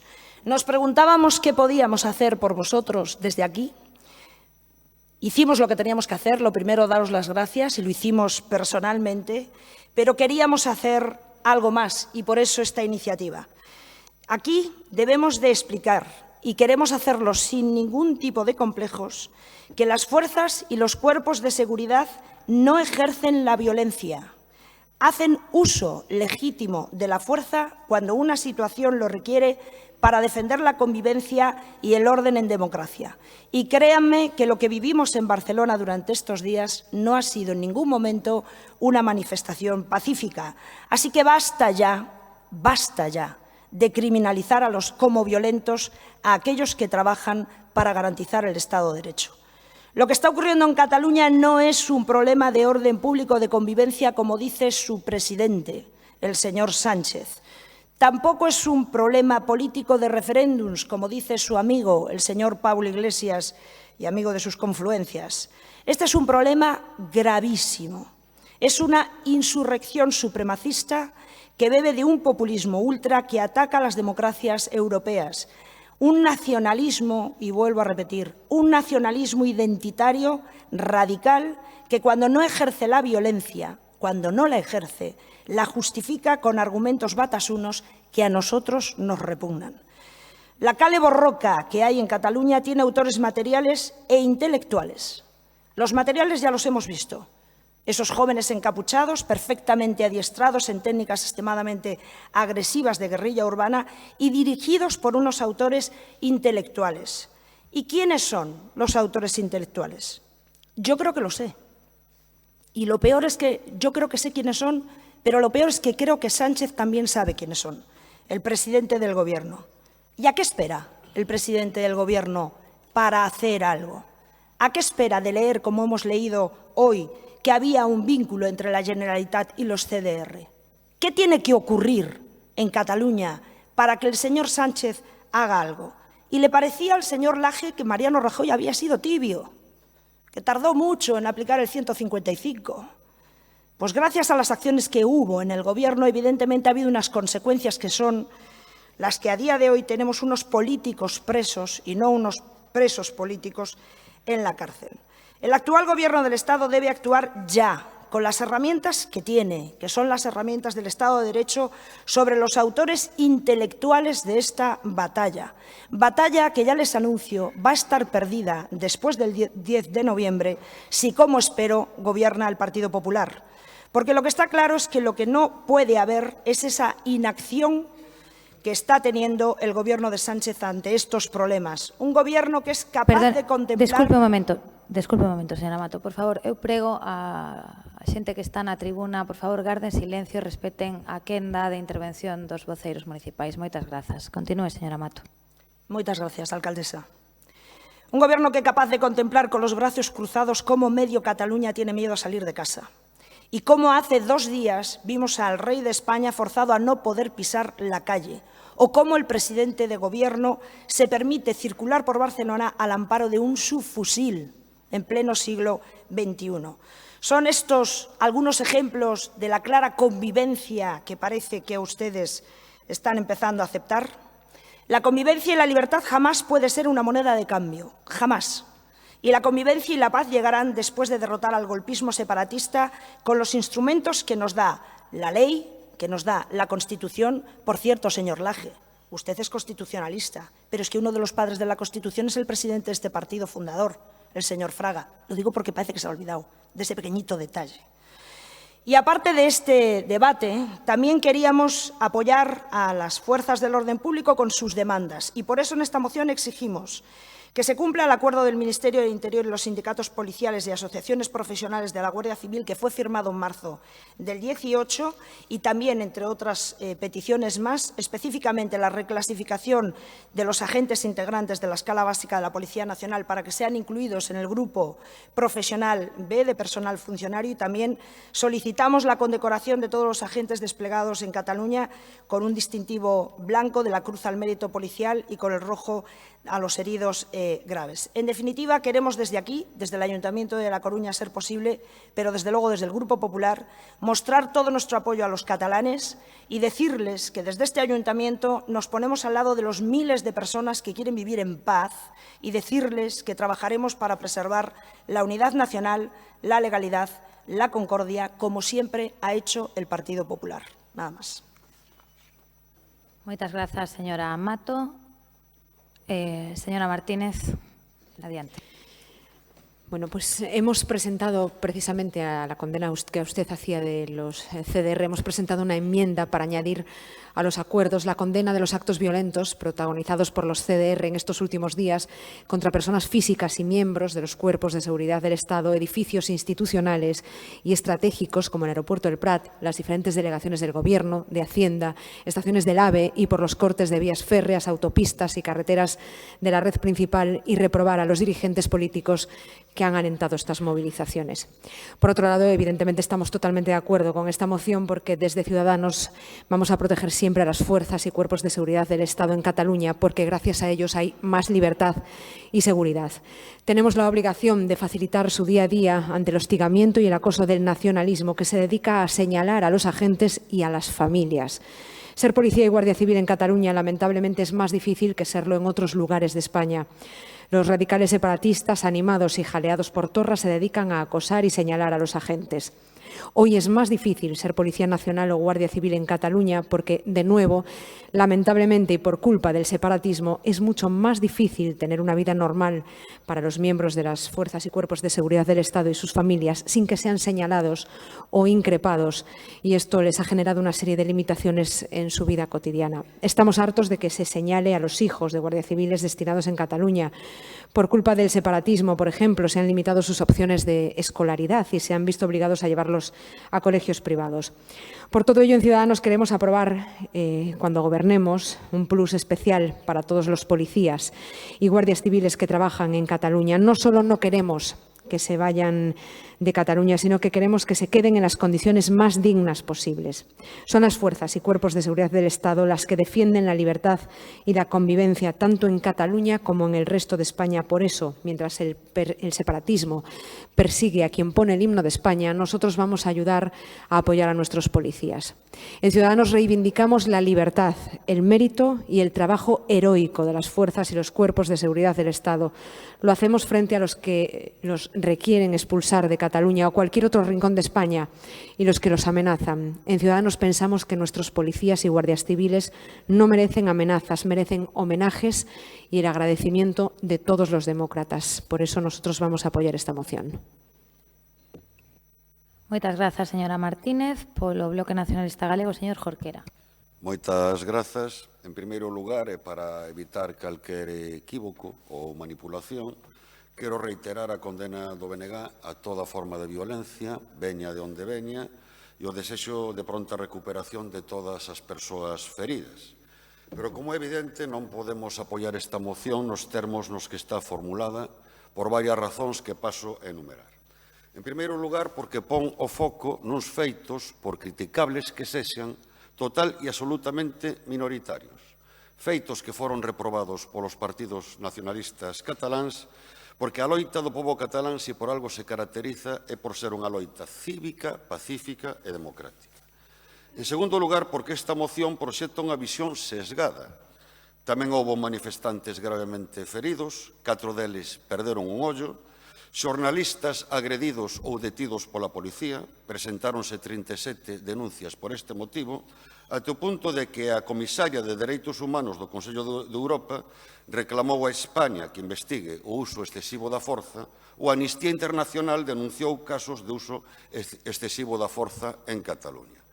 Os disturbios que houbo en Cataluña, insisto, por criticables que sexan, non foron máis graves dos que houbo ou está vendo en Hong Kong, Ecuador, Chile, Bolivia, Venezuela, e sen necesidade de ir tan lonxe, en Francia cos chalecos amarelos, por certo, chalecos amarelos cos que se sentou a negociar Macron, feitos, moitos deles, analizados con un enfoque moi distinto polos grandes medios de comunicación e os principais partidos estatais. E isto conecta coa última razón e a máis importante pola cal non podemos suscribir esta moción. Vostedes entenden o problema de Cataluña como un problema de orde pública que hai que resolver pola vía xudicial e policial en vez de entender que o problema de Cataluña é un problema político que exixe de solucións políticas.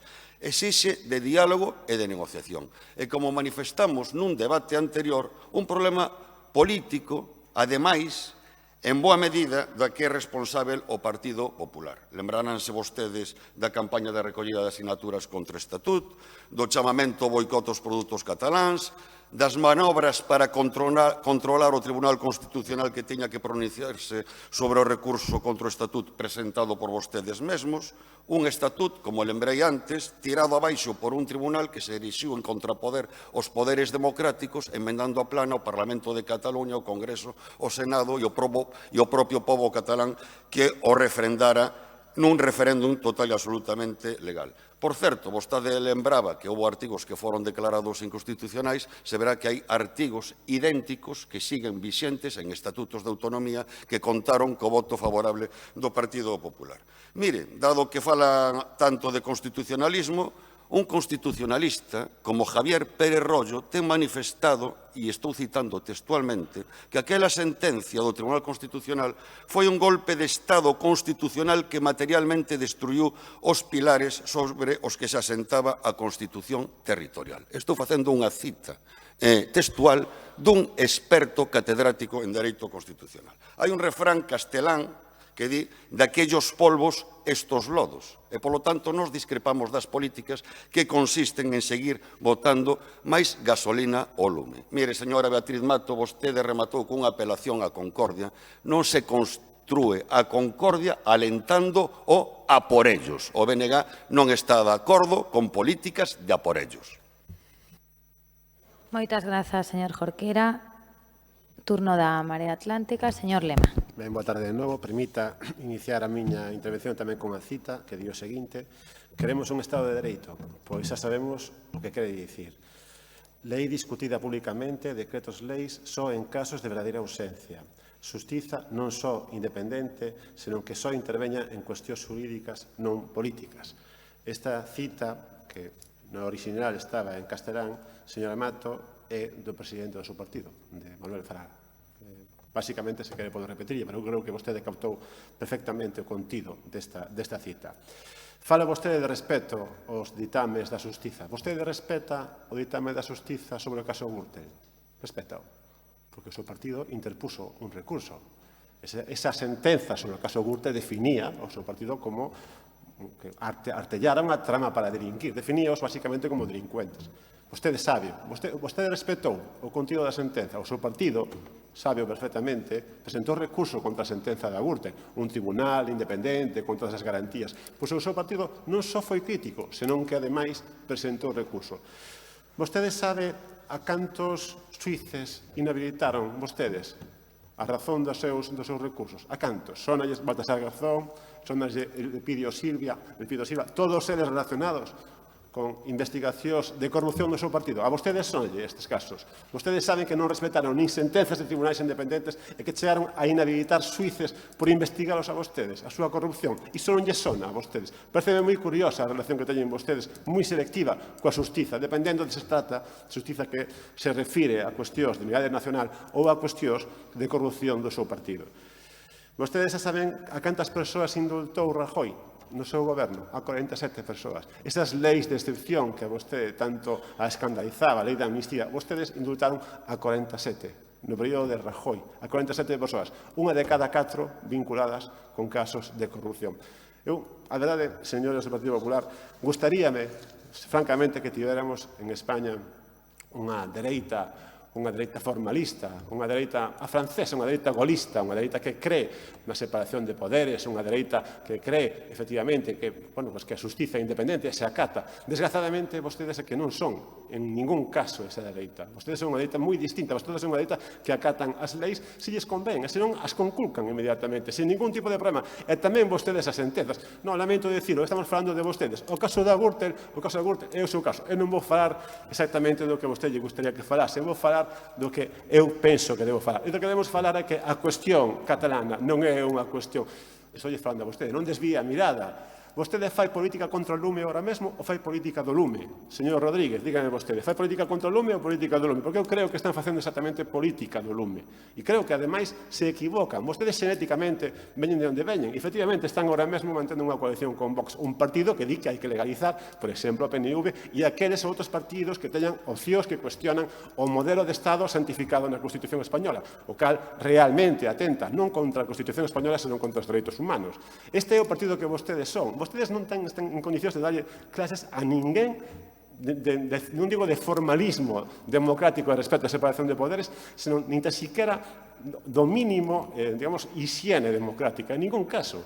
Vostedes aplicaron indultos aos seus, vostedes inhabilitaron xuíces, vostedes, ademais, por suposto, recurriron a aquelas sentenzas que os cuestionaban e vostedes están facendo a peor política posible neste caso. Vostedes non están facendo política sobre Cataluña nin para Cataluña. Vostedes están facendo política exactamente para facer de Cataluña algo que lles poda servir aos seus fins políticos fora de Cataluña, porque ali, francamente, non teñen nada que perder.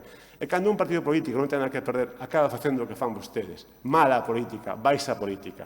Eu espero que os compañeros do Partido Socialista sexan prudentes e se distancien desta dereita que, francamente, non ten outra intención que de incendiar a convivencia, realmente. Eu creo que é necesario enfriar a situación. Creo que é necesario iniciar o diálogo. Creo que é necesario facer política en Cataluña. E por eso, por esta razón, porque está moi lonxe da súa vontade, concebir a cuestión catalana como un problema político, quere leválo únicamente a unha cuestión policial, por esa razón, lamentando moito, non podemos apoiar esta moción e votaremos en contra. Moitas grazas, señor Lema.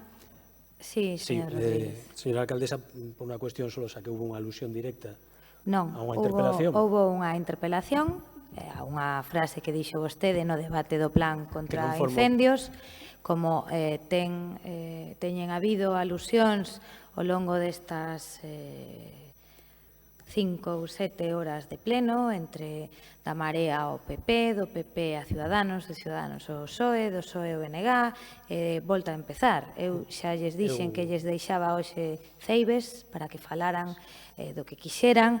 Entendo que é unha alusión simplemente a unha frase que dixo vostede. Vostedes, dende a bancada do Partido Popular, levan a metade da intervención do señor Lema xesticulando, facendo xestos e facendo comentarios.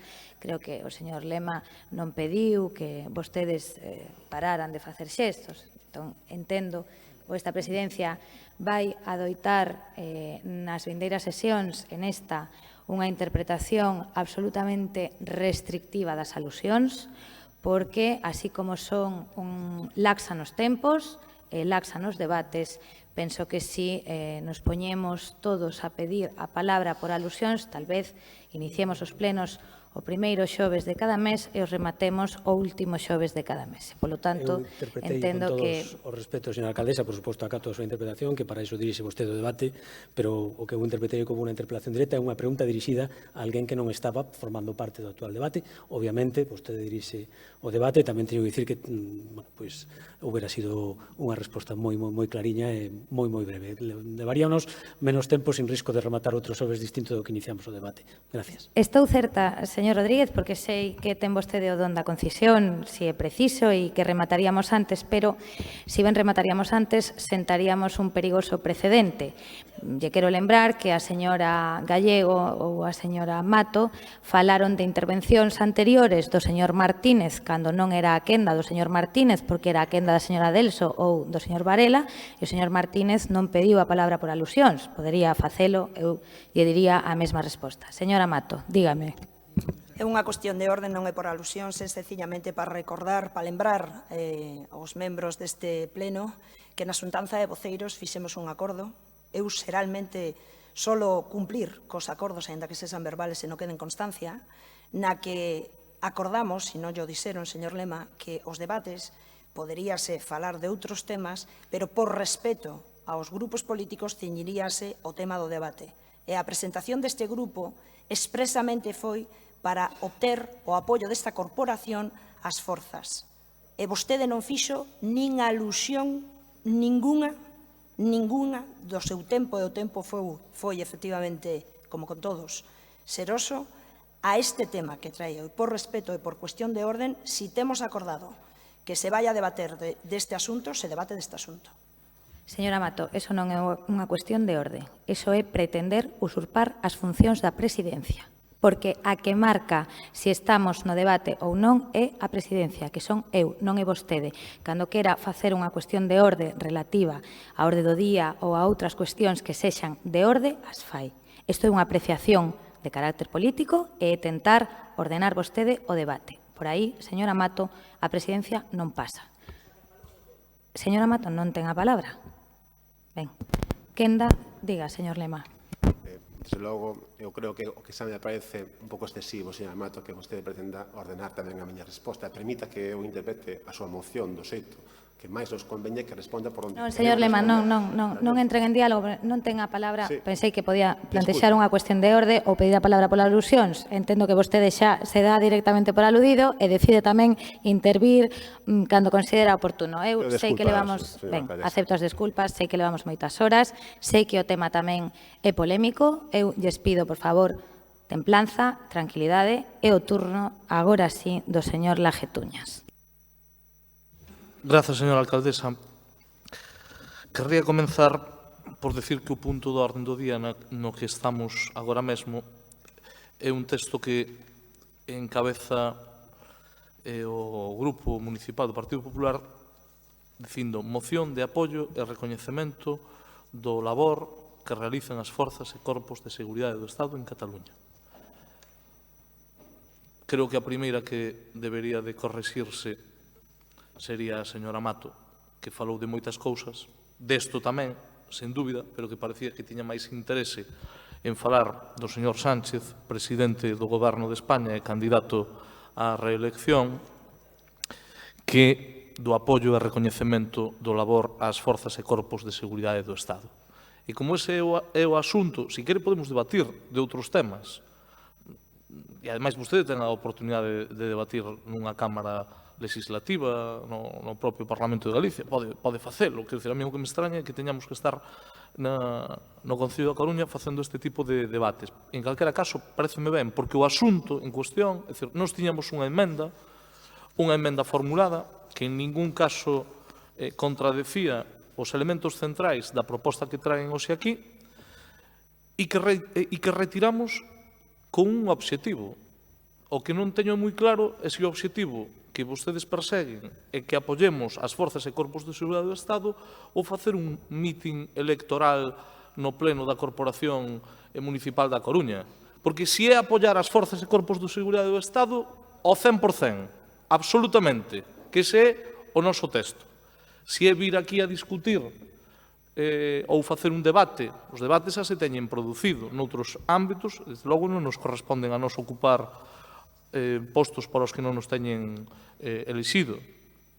En calquera caso, a posición do Grupo Municipal Socialista é radicalmente democrática, e radicalmente democrático é defender as forzas e corpos de seguridade do Estado, que non son corpos represivos, como dicen en algunhas ocasións algúns representantes políticos, son empregados do Estado ao servicio dunha función pública imprescindible e necesaria en calquera orden constitucional mínimamente riguroso e serio. Non só coa división de poderes correspondente, sino tendo claro que a defensa da legalidade, dos principios, dos dereitos e de liberdades, as liberdades públicas, para iso tamén son fundamentales as forzas e corpos de seguridade do Estado. Por lo tanto, máximo respeto e máximo apoio, en primeiro lugar. En segundo lugar, agradecer de forma moi especial ao señor Jorquera, aínda que estemos en posicións diferentes neste ámbito, neste asunto, a condena explícita que fixo a calquera tipo de violencia. E ven a conto de alusións ás que se fixeron antes, de que con quen pactaba o Partido Socialista. Pois pacta con persoas que son demócratas que condenan a violencia. E que condenan a violencia, señora Mato, que condenan a violencia. E vostede dixo que se eu calificar o señor Rajoy de tibio ou de morno, reitero-llo, non é un problema de tibieza nin de que ser morno, simplemente os acontecementos de 1 de outubro se terían evitado se se tuvera actuado coa política, tomando as decisións que correspondían despois de que se saltaran a legalidade os 6 e 7 de setembro no Parlamento de Cataluña. Non o fixeron e se permiteu o que nunca se debeu de ter permitido, que é a celebración de 1 de outubro. E o que é peor, vostede que ven hoxe aquí a falar das forzas e corpos de seguridade do Estado, que os deixaron completamente abandonados cando gobernaban e tiñan que tomar decisións. Mire, hoxe o goberno tomou a decisión de mandar a Cataluña 12.000 axentes da Policía e da Garda Civil para o 10 de novembro. O que fixo o goberno de Mariano Rajoy foi indecente, dende o meu punto de vista, ao non ser capaz de garantizar ese 1 de outubro unha situación que era, desde logo, estaba bastante á vista o que estaba sucedendo. Eu ainda recordo como unha patrulla da Guardia Civil escapaba prácticamente porque había unha cantidade importante de persoas con pedras na man indo contra empregados públicos que teñen unha misión fundamental no Estado. Por lo tanto, todas estas sobreactuacións de defender moito as forzas e corpos de seguridade do Estado, mire, cando gobernen, dótenos de medios. Cando gobernen, dótenos de medios. E non veñan a facer aquí publicidade e propaganda que, desde logo, teñen pouco que ver despois coa realidade dos feitos. Contundencia, claridade, coa violencia, total intolerancia. O Partido Socialista está comprometido cas forzas e corpos de seguridade do Estado, sen dúbida ningunha, e, sobre todo, está comprometido con manter o orden constitucional en Cataluña ou onde sexa, porque garantizar o Estado de Dereito significa que funcione, e funcionar significa que as forzas e corpos de seguridade do Estado cumplan coa súa misión. Tamén lle digo unha cousa, señora Mato.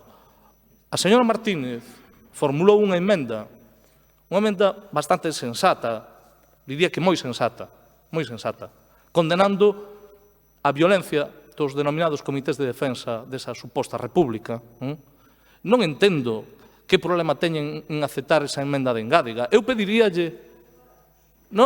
Señora Mato, non lle preocupe que eu defenda a emenda de adicción da señora Martínez. Eu xa retirei a que nos presentamos precisamente para que haxa un acordo. O que lle pido a vostede, dado que queren equipararse con nós no constitucionalismo, eu o que lle pediría é que aceptara esa emenda, que puidera haber un receso e que chegáramos a un acordo, que non intente facer un trágala, porque que é o que poden ter en contra, explíquemo, porque non o entendo, que é o que poden ter en conta dunha emenda que di condenar os actos violentos protagonizados polos CDR nestes últimos días, e que non están de acordo. Nós, sí. Nós estamos de acordo. Estamos de acordo en que non se pode ir nin contra os policías nin contra os guardias civiles, que non se pode ir contra a población civil, porque o que está pasando en Cataluña, non é algo que nos preocupa só, que tamén, polo que sucede cas forzas e corpos de seguridade do Estado. Nos preocupa porque os actos violentos, veñan de onde veñan,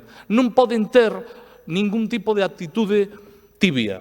Teñen que ter unha actitude concreta de defensa do Estado. E esa é a defensa que se fai dentro do Partido Socialista.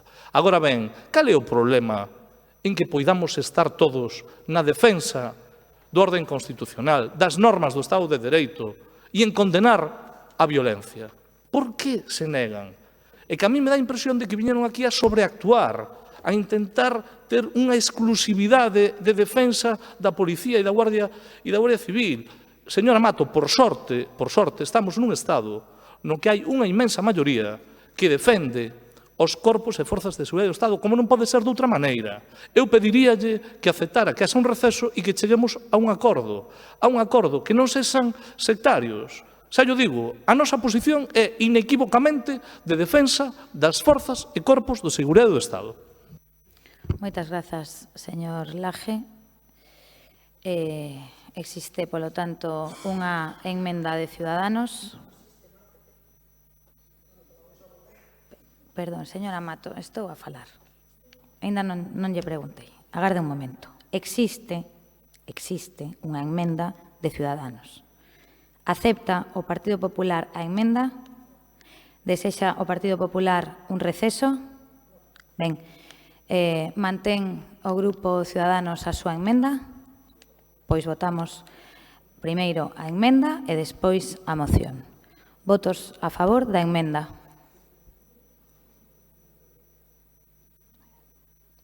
Moitas grazas. Votos en contra. Moi ben. Queda rexeitada a emenda. Vaise votar a moción. Votos a favor da moción. Moi ben, moitas grazas. Votos en contra. Moi ben, moitas grazas. Prospera a moción. Rematado... Non, por favor, non. Non se aplaude. Moitas grazas. Rematado o debate das mocións, pasamos ao seguinte punto da orde do día, señor secretario.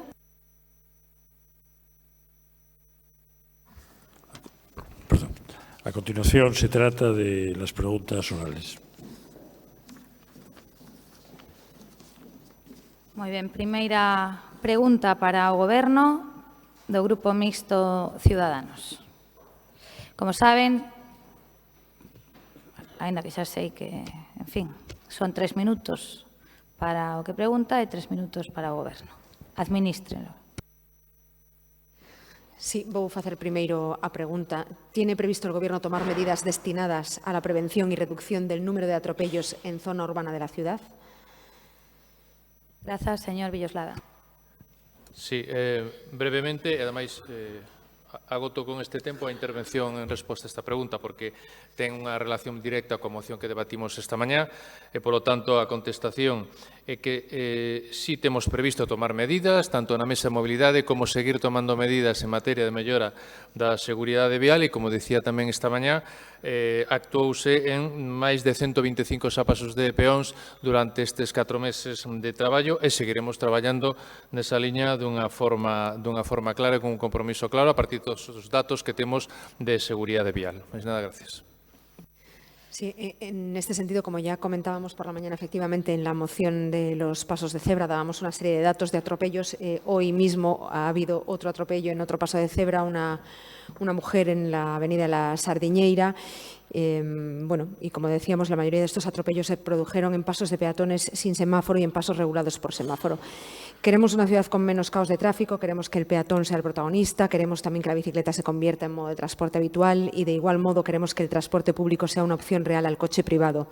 Queremos, en definitiva, una ciudad con una movilidad sostenible, responsable y segura. Nadie duda a estas alturas de la necesidad imperiosa de afrontar el cambio de modelo de movilidad y accesibilidad, aspectos que, unidos a la seguridad vial, deben quedar al margen completamente de cualquier ideología política. De hecho, en el anterior pleno, todos los grupos políticos nos hemos puesto de acuerdo para sacar adelante la declaración institucional y por la movilidad sostenible, una declaración de intenciones que nos recuerda que en esta ciudad hemos sido pioneros en Galicia como firmantes de la conocida Carta de Aalborg, la Carta de las Ciudades Europeas hacia la Sostenibilidad, ya en mayo del 94, pero después nos hemos quedado rezagados porque 25 años después el coche sigue siendo el absoluto protagonista de esta ciudad y, lo que es peor, sigue haciendo estragos.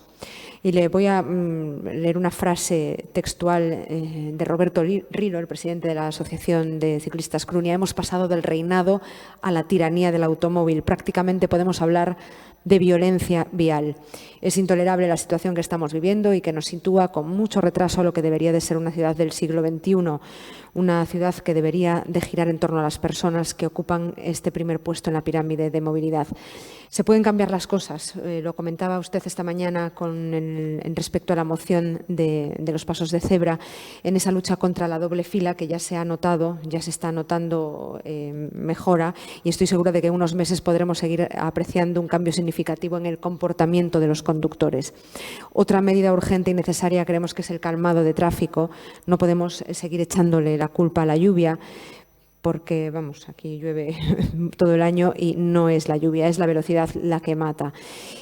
Como comentábamos, bueno, pues los peatones muertos, atropellados este año, una cifra, aunque son 2, más unido al del año pasado, una cifra demasiado alta para esta ciudad. No son números, sino vidas de personas, de sus familias. Gracias, señora Martínez. Señor Díaz Villoslada. Ainda que quería agotar o tempo antes, pero simplemente confirmar que seguiremos traballando en todas as medidas que contribuan á seguridade vial. É dicir, aínda que este ano vayan, entre comillas, só 100 víctimas de atropellos, o obxectivo debería ser o atropello cero. Sabemos que non vou dicir que sexa unha utopía, pero é algo difícil de acadar, pero seguiremos traballando con todas as medidas de mobilidade necesaria, tanto na mellor seguridade e extensión do carril bici, como na extensión de zonas 30, de zonas 20, e con todo o control de tráfico necesario para que, insisto, o mal aparcamento, o estacionamento en doble fila e todas esas males comportamentos a hora de utilizar o vehículo privado, pois vayan desaparecendo tamén a través das necesarias campañas de concienciación e de educación vial que serán importantes. Máis nada, gracias. Moitas grazas, señor Villoslada.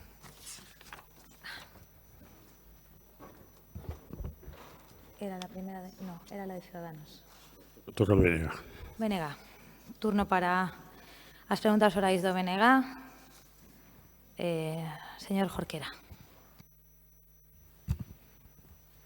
Vai iniciar a alcaldesa da Coruña o procedemento para a revocación das diversas honras e distincións das que goza o señor Sergio Peñamaría de Llano, alcalde da Coruña entre 1959 e 1963.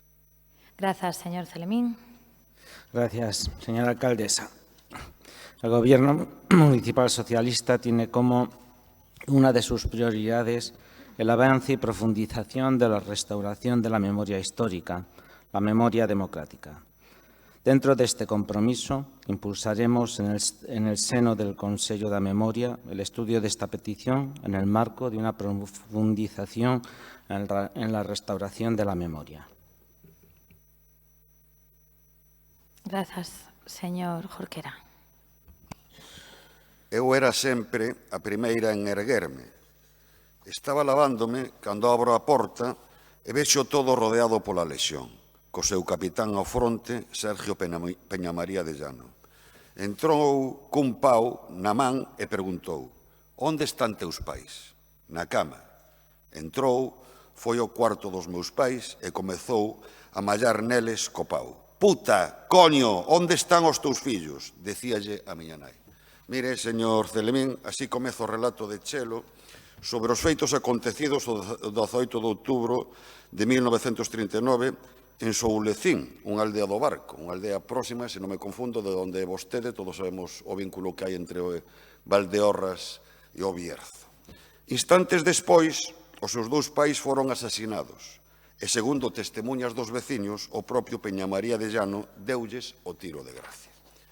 Días despois, ese mesmo grupo da Lexión, comandado por Peñamaría, asesinaba na aldea de Val, en Rubiá, a Concepción Fernández Cadórniga e a súa filla Remedios, pendurándoas dunha cerdeira e obrigando a paus os veciños a contemplar o crime, incluída unha filla pequena de Remedios, unha das asesinadas.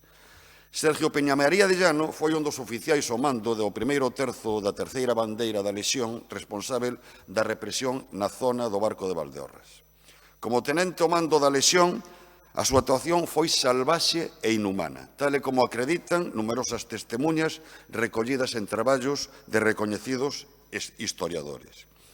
Posteriormente integrouse no corpo xurídico militar e participou como fiscal militar en consellos de guerra sumarísimos, como celebrado o 31 de xullo de 1947 contra dirixentes do Partido Comunista de España. Os detidos foron sometidos a brutais torturas, 3 deles condenados a morte e outros a duras penas de cárcere, respondendo á solicitude do fiscal, que non era outro que Sergio Peñamaría de Llano. Na súa etapa, como alcalde da Coruña, un dos grandes méritos de Peñamaría de Llano foi xogar un papel fundamental para que a Casa Cornide pasase a mans a través dunha maniobra espuria dos Franco. Señor concelleiro, no pasado mes tivo lugar a exhumación e traslado dos restos do xeneral Franco. Hai un refrán que di máis vale tarde que nunca. Por iso non vou entrar a valorar as razóns pola que se produciu con máis de 40 anos de retraso, tampouco a pertinencia ou non do momento escollido, nin se fixo dun xeito que permitiu que algúns aproveitasen a ocasión para seguir facendo exaltación do franquismo. Simplemente quero lembrar que o presidente do Goberno en funcións dixo que con ese traslado se puña fin a unha afrenta moral e unha anomalía como é a ter un mausoleo público de exaltación a un ditador. Pois ben, con esta iniciativa queremos acabar tamén cunha ofrenda moral e cunha anomalía, instando a que se revoquen as honras en distincións das que goza o señor Sergio Peñamaría de Llano. Señor concelleiro, xa conclúo.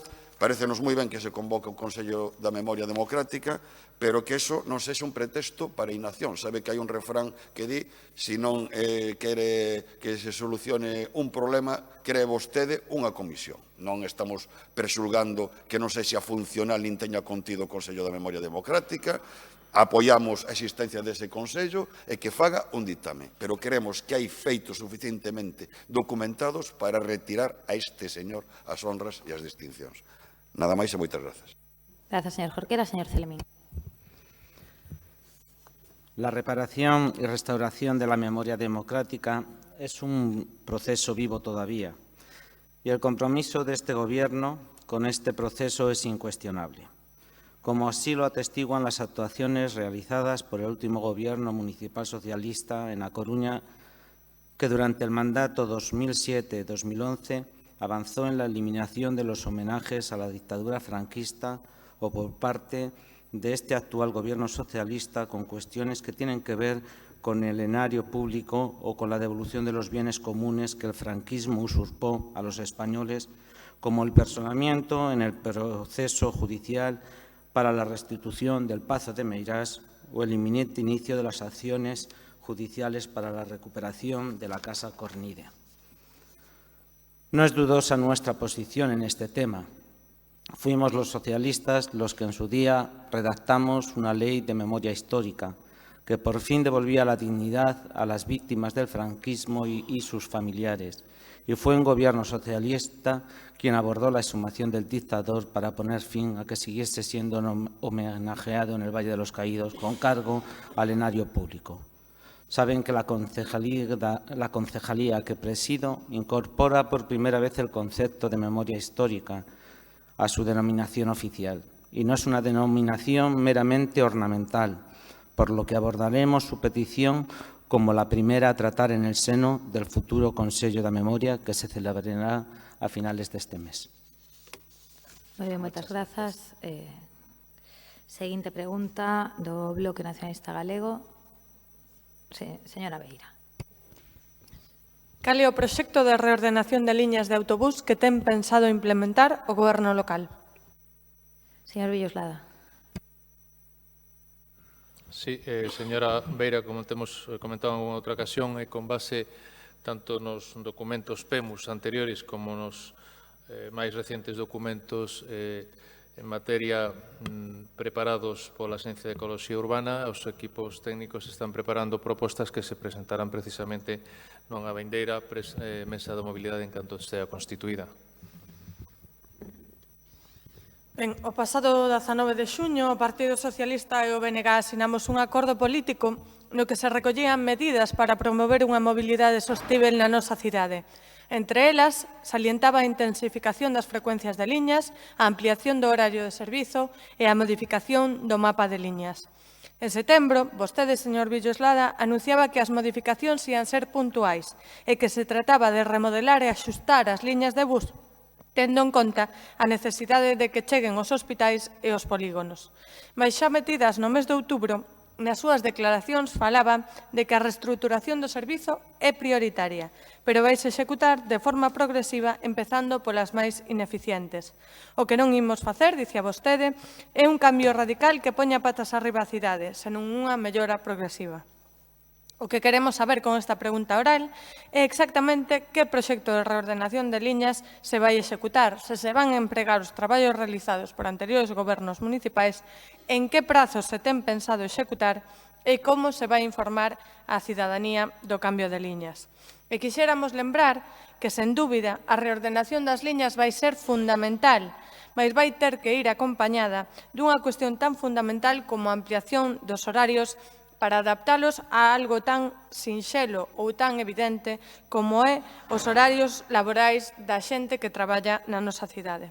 Eu pregúntome como pode ser que nunha cidade de servizos os horarios de autobús non permitan que unha persoa que entre ás 7:30 a traballar, por exemplo, o funcionariado, poida desplazarse en autobús ao seu centro de traballo en función de onde viva ou que alguén que saia máis aló das 11 da noite, que hai moita de traballar, non poida coller tampouco o autobús. Parécenos absolutamente fundamental que se teñan en conta as necesidades das persoas traballadoras da nosa cidade en canto aos horarios, en canto á modificación das liñas, e por iso gustaríanos que se pode ser que repensen a composición desa mesa de mobilidade que se aprobou en Xunta de Goberno hai pouco, na que non se inclúen os sindicatos. Nos creemos que é fundamental que se teña en conta a opinión dos sindicatos, porque, como digo, saben ben deses horarios laborais, desas necesidades de desplazamento da clase traballadora da nosa cidade, e creemos que sería oportuno, cando menos, que pertencesen a esa mesa de mobilidade. E gustaríanos, como digo, se pode puntualizar algunhas das outras cuestións.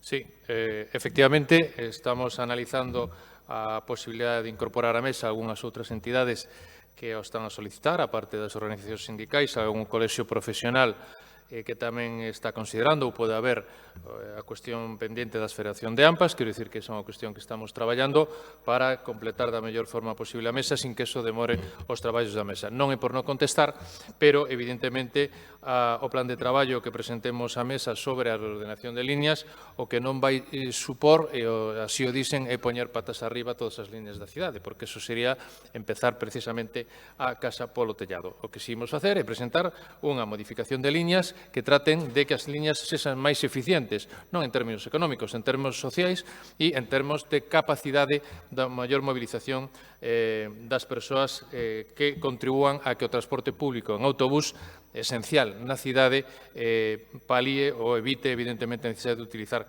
vehículo particular. Evidentemente, tamén temos conversas, tanto cos centros sanitarios como cos polígonos industriais, son dous focos importantes de traballo.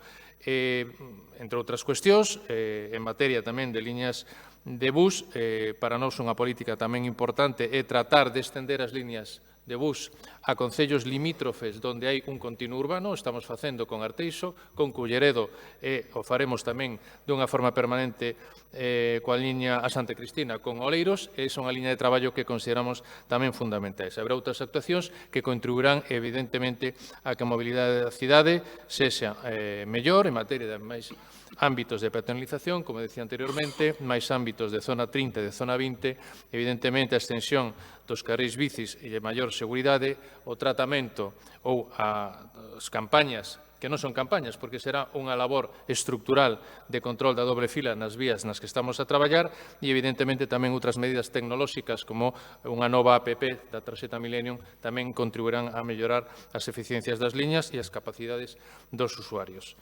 Insisto que presentaremos as medidas en canto poidamos na propia mesa con unha base técnica necesaria para que se podan discutir e levar adiante da forma máis compartida posible. Gracias. Moitas grazas, señor Villoslada. Última pregunta do Bloque Nacionalista Galego, señora Beira. Comezou xa o Goberno local cos trámites para a desafectación ou a procura de solucións urbanísticas alternativas consensuadas coa veciñanza del Viña afectada polo parque ofimático? Señor Villoslada.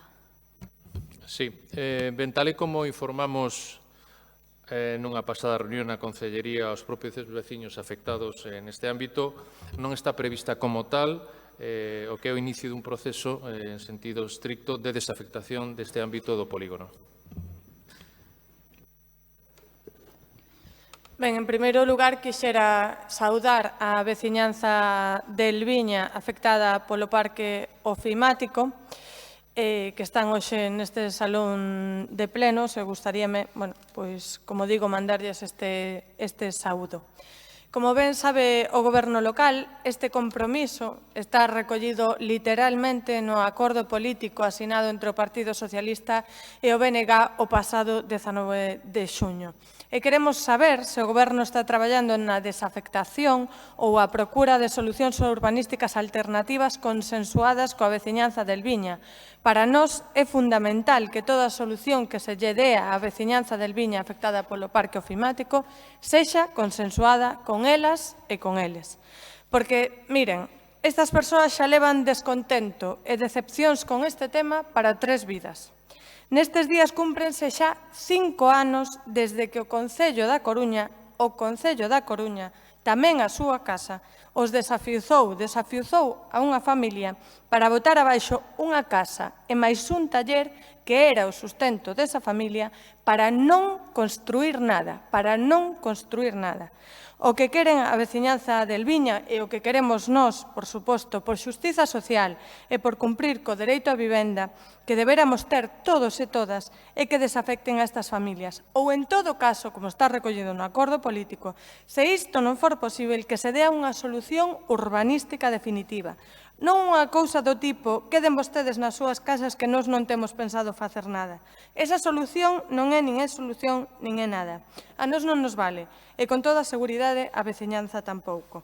Algúnas destas veciñas mesmo teñen que facer fronte a cotas de urbanización que sobardan os seus recursos económicos pola construción dun polígono de vivendas que lles foi imposto. Esta xente ten unha espada de Damocles en riba súa desde hai xa demasiados anos. É xa moita hora de darlles unha solución real e definitiva.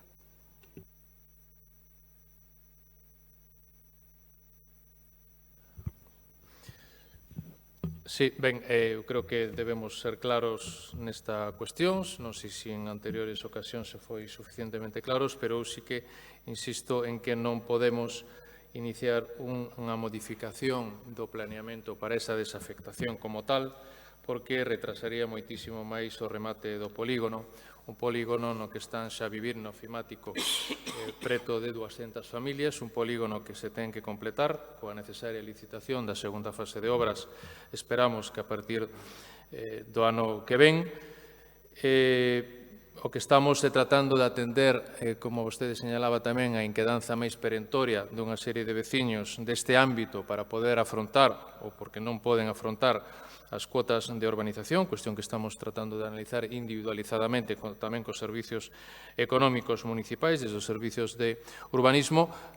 A partir de aí, sabendo que, ademais, esas obras de urbanización, de remate da urbanización do polígono ofimático non afectarían a este ámbito, tratar de consolidar unha solución urbanística de futuro. Pero estamos atendendo a esa prioridade principal sin perder de vista a necesidade de darlle unha salida urbanística máis definitiva. Pero, insisto, non podemos acometer para desafectar unha modificación deste planeamento, deste polígono, que retrasaría varios anos precisamente o remate da parte de polígono ofimático. Moi ben, moitas grazas, señor Villoslada. Rematada a quenda do Bloque Nacionalista Galego. Turno para a Marea Atlántica. Primeira pregunta, señora Cameán. Sí, moitas grazas, señora Rei. Cantas persoas se viron afectadas polos erros nos requerimentos da documentación das bolsas comedor? Moitas grazas, señora Neira. 60. Ben, pois unha vez máis as cifras que nos dá o Goberno municipal non nos cadran. Na Comisión de Benestar, na última que tivemos, tratamos este problema. O Goberno municipal dixo que había 60 persoas afectadas. Posteriormente, pola tarde, falaban de 65 persoas afectadas e o certo e o real é que, estando a data actual, a 7 de novembro, pois aínda non sabemos que pasou con esas alegacións, cantas alegacións foron estimadas por parte destas familias e se efectivamente foron 60, 65 ou houbo máis erros nos requerimentos desta documentación. Xa adiantamos que creemos que no seu momento propuxemos unha solución sensata a este problema. Nos chegamos á Comisión de Benestar dicindo que, en primeiro lugar, resolvesen unha primeira quenda con aquelas becas comedor que agora mesmo xa estaban concedidas e que estaban concedidas positivamente. Posteriormente, dixémoslle que abrisen unha segunda quenda para que aquelas familias que pois foran requeridas unha certa documentación que non se correspondía coa solicitada pola Administración puidesen subsanar eses erros, e o certo é que non se atenderon ningunha destas propostas. Descoñecemos por qué. Descoñecemos que se un goberno municipal manifesta activamente unha vontade de diálogo, manifesta continuamente unha vontade de escoita, queremos saber por qué, cando se propoñen solucións sensatas, non se atenden. E queremos saber por qué tamén, cando queremos seguir contribuindo e pedimos acceso a un expediente, como foi o caso, o acceso ao expediente ás becas comedor deste curso, se nos denega. Se nos denega o acceso, ademais, con un argumento que é falso, que é algo que non solicitamos, non? Basicamente, o que se nos di nesta denegación é que en este momento non se pode acceder a cada informe concreto e nós non estábamos solicitando eso pois na nosa solicitud de acceso ao expediente. Agardamos tamén ter datas claras de, efectivamente, cando se vai a resolver este expediente, cando vamos a ter xa ese listaxe de becas concedidas. Eu quero lembrar tamén antecedentes de outros cursos. Falouse moito das becas comedor. Anteriormente o señor Coira, eu creo que desafortunadamente facía adxetivos descalificativos que creo que, pois di máis de vostede que da persoa que directamente lle lanza eses adxetivos, pero eu quero dicirlle que o que sí debería vostede, señor Coira, ter claro é que cando se argumenta racionalmente o que se empregan non son, dende logo, descalificativos, o que se empregan son datos. Eu voulle dar un dato tamén do último curso no que gobernaron vostedes e da primeira convocatoria que foi sacada polo Partido Socialista. Esa convocatoria, porque moito se falou dos prazos, saiu o 10 de maio, saiu un mes máis tarde que a convocatoria que saiu tamén actualmente neste curso, e foi, ademais, publicada esa listaxe definitiva en data 4 de outubro polo Partido Popular. Nós non entendemos tampouco esta forma de actuar e xa vou rematando. Non entendemos que se faga oposición a oposición dende un goberno, senón que o que entendemos é que o que ten que facer un goberno é ofrecer solucións e nós para encamiñar esas solucións insistimos en que vamos a colaborar sempre, insistimos en que esa solución que propoñíamos de abrir un novo prazo para a subsanación de erros é completamente realista e as familias están agardando. Moitas grazas.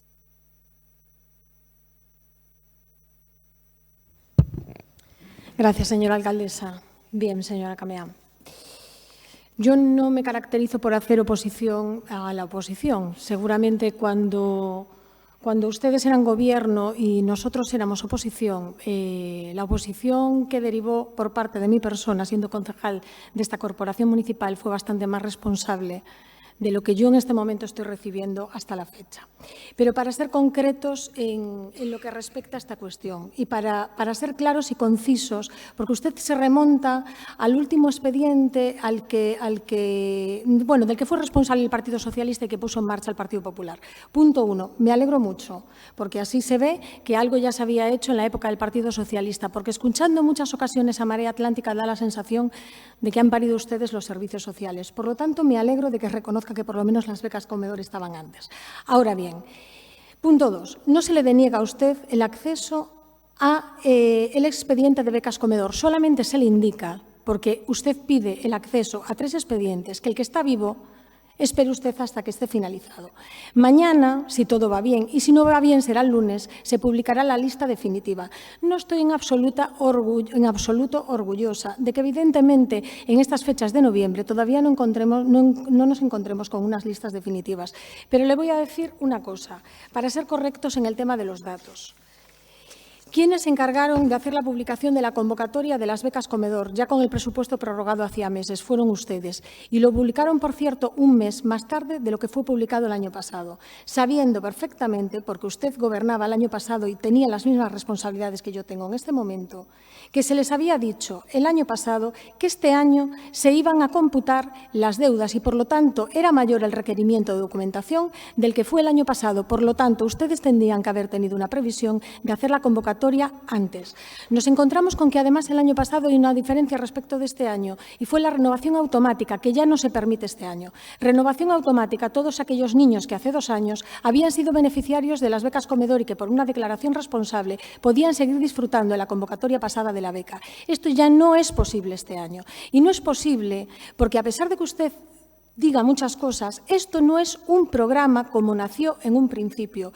Esto es una subvención y, por lo tanto, este Gobierno municipal, usted, si mañana viene detrás de mí, o cualquiera de cualquier grupo político, tiene que cumplir la ley, le guste o no le guste. Y la ley es clara y la convocatoria redactada por usted, firmada por su jefa de servicio, por la suya, ya alude al régimen jurídico aplicable. Por lo tanto, no es un programa, es una subvención. Por lo tanto, sabían ustedes que el requerimiento de documentación iba a ser ingente. Y nos encontramos con 1.992 expedientes. 1.992 expedientes, que no son niños, son muchos más, porque las familias a veces acostumbran a tener más de un hijo. 1.992 expedientes que tuvieron que ser examinados del principio al fin. Por cierto, muchos más de los que fueron revisados el año pasado, teniendo en cuenta que la mitad, el 50% de las becas concedidas el año anterior fueron becas concedidas por un procedimiento de renovación automática. Por lo tanto, yo no sé si lo pudimos haber hecho mejor. Solamente sé que de 2 personas estuvieron trabajando 19, de 2 se pasó a 19. Y no se pudo hacer con unos plazos menores, teniendo en cuenta además que la Antega tampoco favoreció la comprobación de los datos. El último de los permisos se le concedió a este Gobierno municipal en agosto de este año. Por lo tanto, ¿qué quiere usted que le diga? Que el año que viene, una vez tengamos los presupuestos, en un plazo breve de 15 días se sacará la convocatoria. Y respecto a esos niños que salieron en listas predefinitivas, quédese usted tranquila, porque se habló desde la concejalía, tanto con la Federación de AMPAs como con los colegios concertados, que son los que gestionan los servicios de catering, para que todos aquellos niños que ya tenían concedida la beca comedor en lista provisional pudieran hacer uso de comedor y, por lo tanto, no se cobrara. Y si se hubiera cobrado, se haría la devolución en el mes correspondiente. Pero, de todas formas, este mes ya no fue cobrado. Nada más y muchas gracias. Moitas grazas, señora Neira. Seguinte pregunta da Marea Atlántica. Sí, señora García. Sí. Que significado ten para o goberno local o carácter institucional? Señor Laje.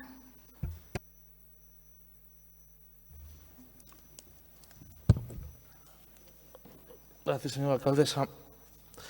Institucional. Relativo ou pertencente a unha institución ou ás institucións, en particular ás institucións políticas. Esa é a definición de institucional que dá a Real Academia Galega. Moitas grazas, señora García.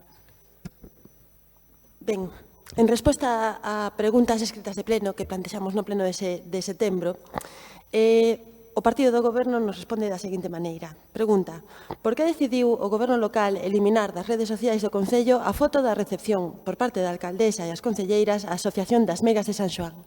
Resposta do goberno, por non tratarse dunha recepción institucional. A outra pregunta, relativa, nesta ocasión, á participación en actos relixiosos, participou algún membro do goberno municipal nalgúnha celebración relixiosa? O goberno nos contesta por escrito da seguinte maneira. De forma institucional, en ningunha. Ben, nos quedamos un pouco preocupados, porque vemos esas asistencias netamente institucionais. Se cara temos un significado, un concepto diferente do partido do goberno. Netamente institucionais porque, en primeiro lugar, ou teñen lugar no Concello, ou utilizan os medios de comunicación do Concello, ou utilizan os recursos desta institución de todos e de todas. Entón, nos quedamos un pouco preocupados por se o partido do goberno non sabe diferenciar moi ben o que é privado e o que é institucional. Pero nos quedamos tamén preocupados porque nos dá a impresión de que non se toman en serio as preguntas escritas, ou polo menos non se toma en serio contestar con certa veracidade. Nos pasou tamén con esa pregunta que facíamos en relación á licitación da planta de Nostián.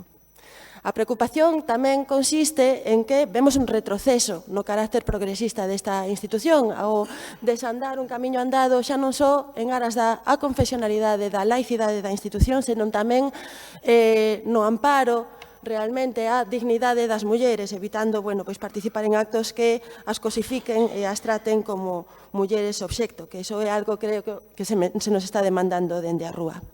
É un retroceso innecesario, non? Porque eu creo que esa distancia xa estaba camiñada e realmente, se houve en algún momento algún caso de polémica, eu creo que xa realmente a cuestión estaba superada. Non dicir a verdade, rectificar, improvisar, non ter as cousas claras é preocupante. Creo que non é incompatible con ser amable, realmente mantese fiel á senda progresista que forma parte do ideario dun partido socialista, contar a verdade e ter unha liña recta con cuestións que parece que polos ires e vires que non están moi claras. Moitas gracias.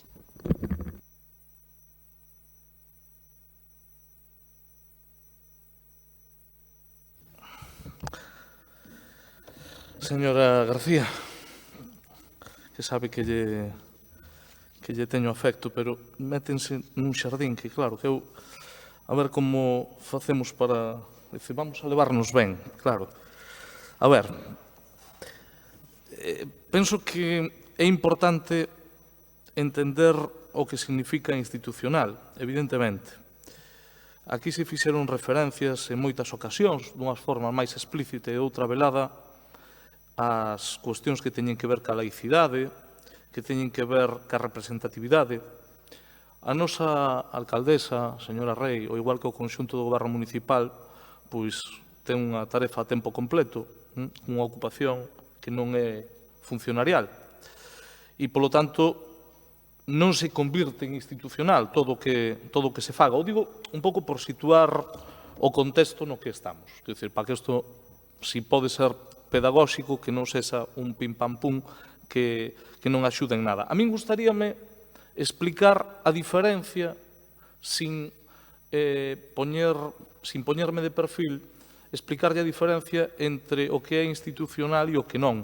Ou, cando se fai referencia, por exemplo, á presencia do goberno local nun acto institucional, ou cando se fai referencia á presencia concreta na función do voto á Virxen do Rosario celebrado o pasado 7 de outubro, para falar das cousas con claridade. A mí gustaríame explicar gráficamente. Ás veces incluso teño así guardado algunha cousa para amosar. Vostede pode, digo, porque está aquí, pode ver o conxunto da corporación, pode ver onde estivo sentada a nosa alcaldesa.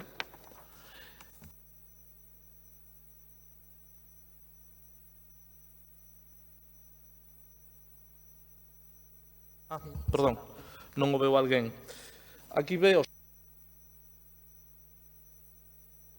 Perdón, señor Laje, encienda el micro, no se oye.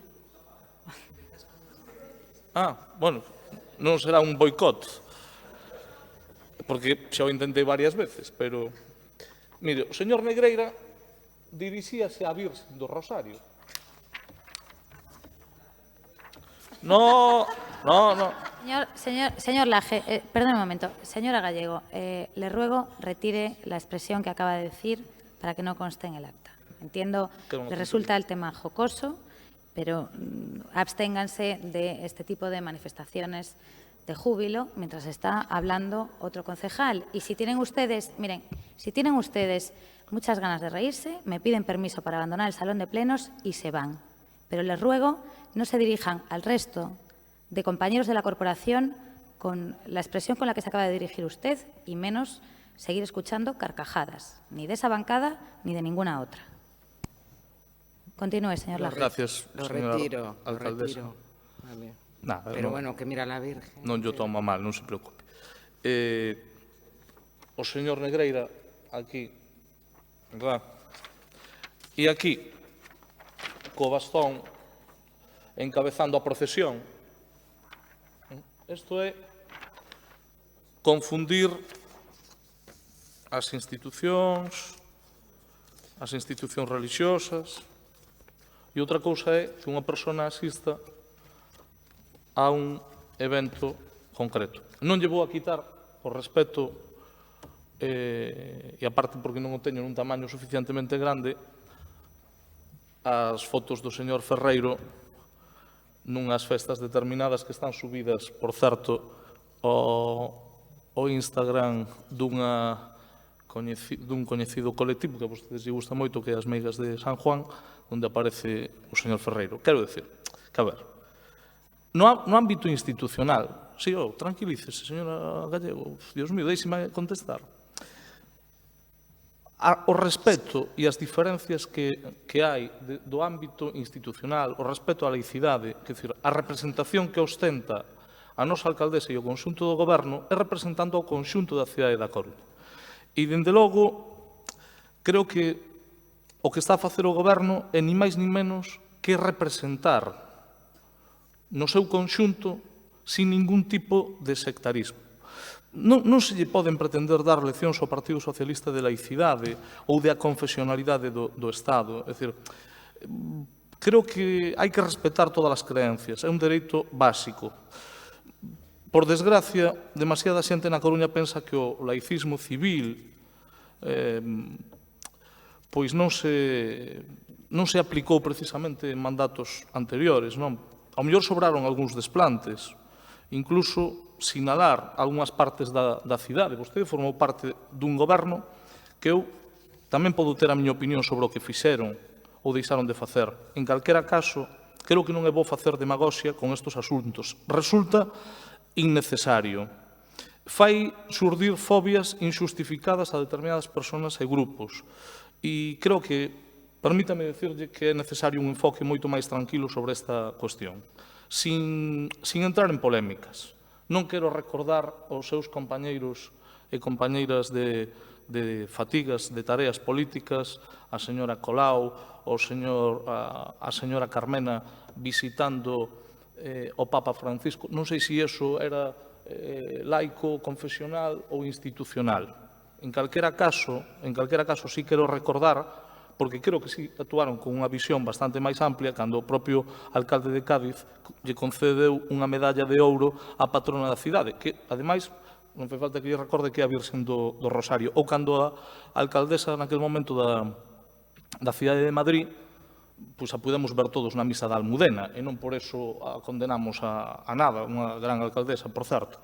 Ou quen estaba ostentando o goberno, e sigue ostentando o goberno da cidade condal da cidade de Barcelona, pois tivo un encontro co sumo pontífice da Iglesia Católica, que é o Papa Francisco, por certo, que me parece que é un Papa moi razonable. O galla houbera máis persoas así neste mundo con ese talante. En calquera caso, penso que a condición a que vostede fai referencia é unha condición que está respetada por parte da presidencia da nosa corporación e da nosa alcaldesa. Creo que non se pode decir que se volva a ningún tempo porque o respeto, a diferencia, o respeto á nosa Constitución e á confesionalidade das institucións do Estado, da cal o Concello da Coruña forma parte, está garantizado.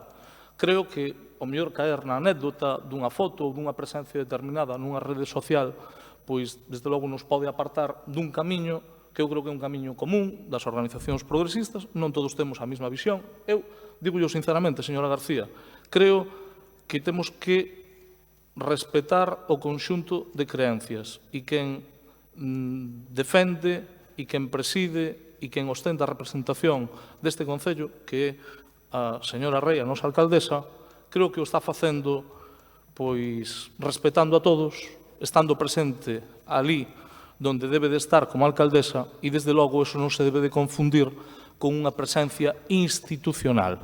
Creo que hai que fuxir de polémicas, creo que en ningún caso nos vai a axudar que discutamos de fotos. Eu simplemente lle puxen un exemplo, non quero en ningún caso ter unha polémica innecesaria coa Marea Atlántica. Vaya rematando, señor Laje, por favor. Perdone. Non quero ter ningún tipo de polémica coa Marea Atlántica. Señora García sabe do aprecio que lle teño. Creo que é innecesario que nos enfrasquemos neste tipo de debates. Creo que todos, independentemente da ideoloxía que teñamos, debemos de respetar a alcaldía desta cidade. Por sorte temos a primeira alcaldesa elexida nas urnas en democracia, debería de ser un orgullo para todos, agallá haxa moitas máis alcaldesas no futuro e, polo tanto, non nos quedemos en detalles.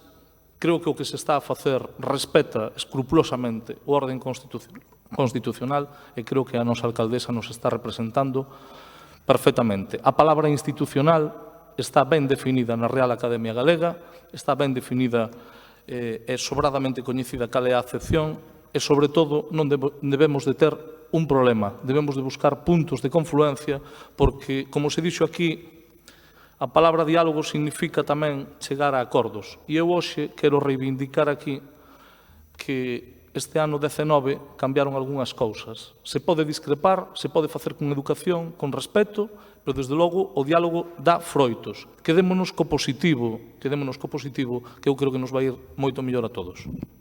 Moitas grazas, señor Laje. Seguinte pregunta da Marea Atlántica. Señora Camea.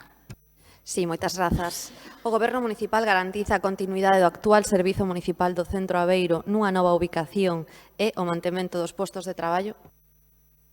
Señora Neira.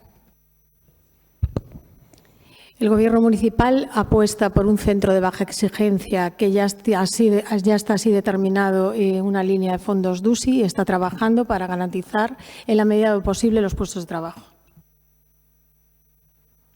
Ben, non é que sexa unha resposta moi clara con respecto ás preguntas concretas que formulei. Eu quero responderlle tamén ao que formulaba anteriormente. A señora Neira dicía que non estamos sendo unha oposición responsable e eu lamento dicirlle que non estou de acordo con esta afirmación. Eu creo que unha oposición responsable o que fai é permitir que saian adiante cousas. Eu quero lembrar que o Goberno municipal, absolutamente todas as propostas que trouxe este pleno foron aprobadas pola Marea Atlántica. Eu quero lembrar que houve modificativo que foi proposto tamén pola Marea Atlántica para o pago da renda social municipal, para o pago das axudas de emerxencia social. Por certo, que o mesmo aconteceu coas rendas sociais municipais pendentes. Cando se preguntou, inicialmente eran 11 as que estaban pendentes. Posteriormente eran 55 as que estaban pendientes. E, por último, soubemos na Comisión de Benestar que eran máis de 100 as rendas sociais municipais que están pendentes e as axudas de emerxencia que tamén están pendientes. O que non é responsable, dende logo, unha oposición que tumba os orzamentos. Non é responsable unha oposición que bloquea unha cidade, como fixo o Partido Socialista este ano. A comezos deste ano, a Marea Atlántica trouxo un goberno a esta sesión plenaria. O Partido Socialista non fixo ningunha chega. Votou en contra por intereses puramente electorais e felicitos porque, dende logo, conseguiron o que querían, non? Que están agora mesmo gobernando. Agora, dende logo, non nos comenten que están pensando sempre nos intereses da cidade, nin nos falen de oposición responsable, señora Neira, porque vostede estaba nese grupo municipal, vostede formou parte desa decisión e vostede levantou tamén a man para tumbar eses orzamentos, e insisto, sen ningunha proposta. E ben, indo ao tema concreto que nos atanxe agora mesmo da pregunta e da resposta oral, nos queremos tamén obter máis respostas, non? Moito se dixo tamén nestes días e queremos saber pois, bueno, que cousas son certas, que cousas non son certas, para chegar a ter unha conclusión, non? Xa que ata mañá non poderemos acceder ao expediente que solicitamos acceso e nesta ocasión sí que é certo que foi autorizado.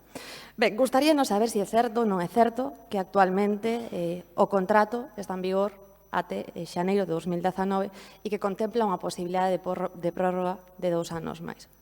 Gustaríanos tamén saber se é certo ou non é certo que se vai a prorrogar e a manter este servizo de baixa exigencia que atende ou atendeu durante 2018, a 247 persoas e que efectuou un total de máis de 5.700 atencións. Gustaríanos saber tamén se é certo ou non é certo que se van a manter os 10 postos de traballo.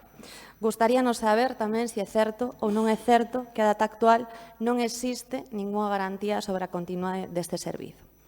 Gustaríanos saber tamén se é certo ou non é certo que no traspaso de poderes que realizou o anterior goberno de data 7 de xuño de 2019 no punto 5.4 recibiron información sobre o requerimento da Xunta de Galicia.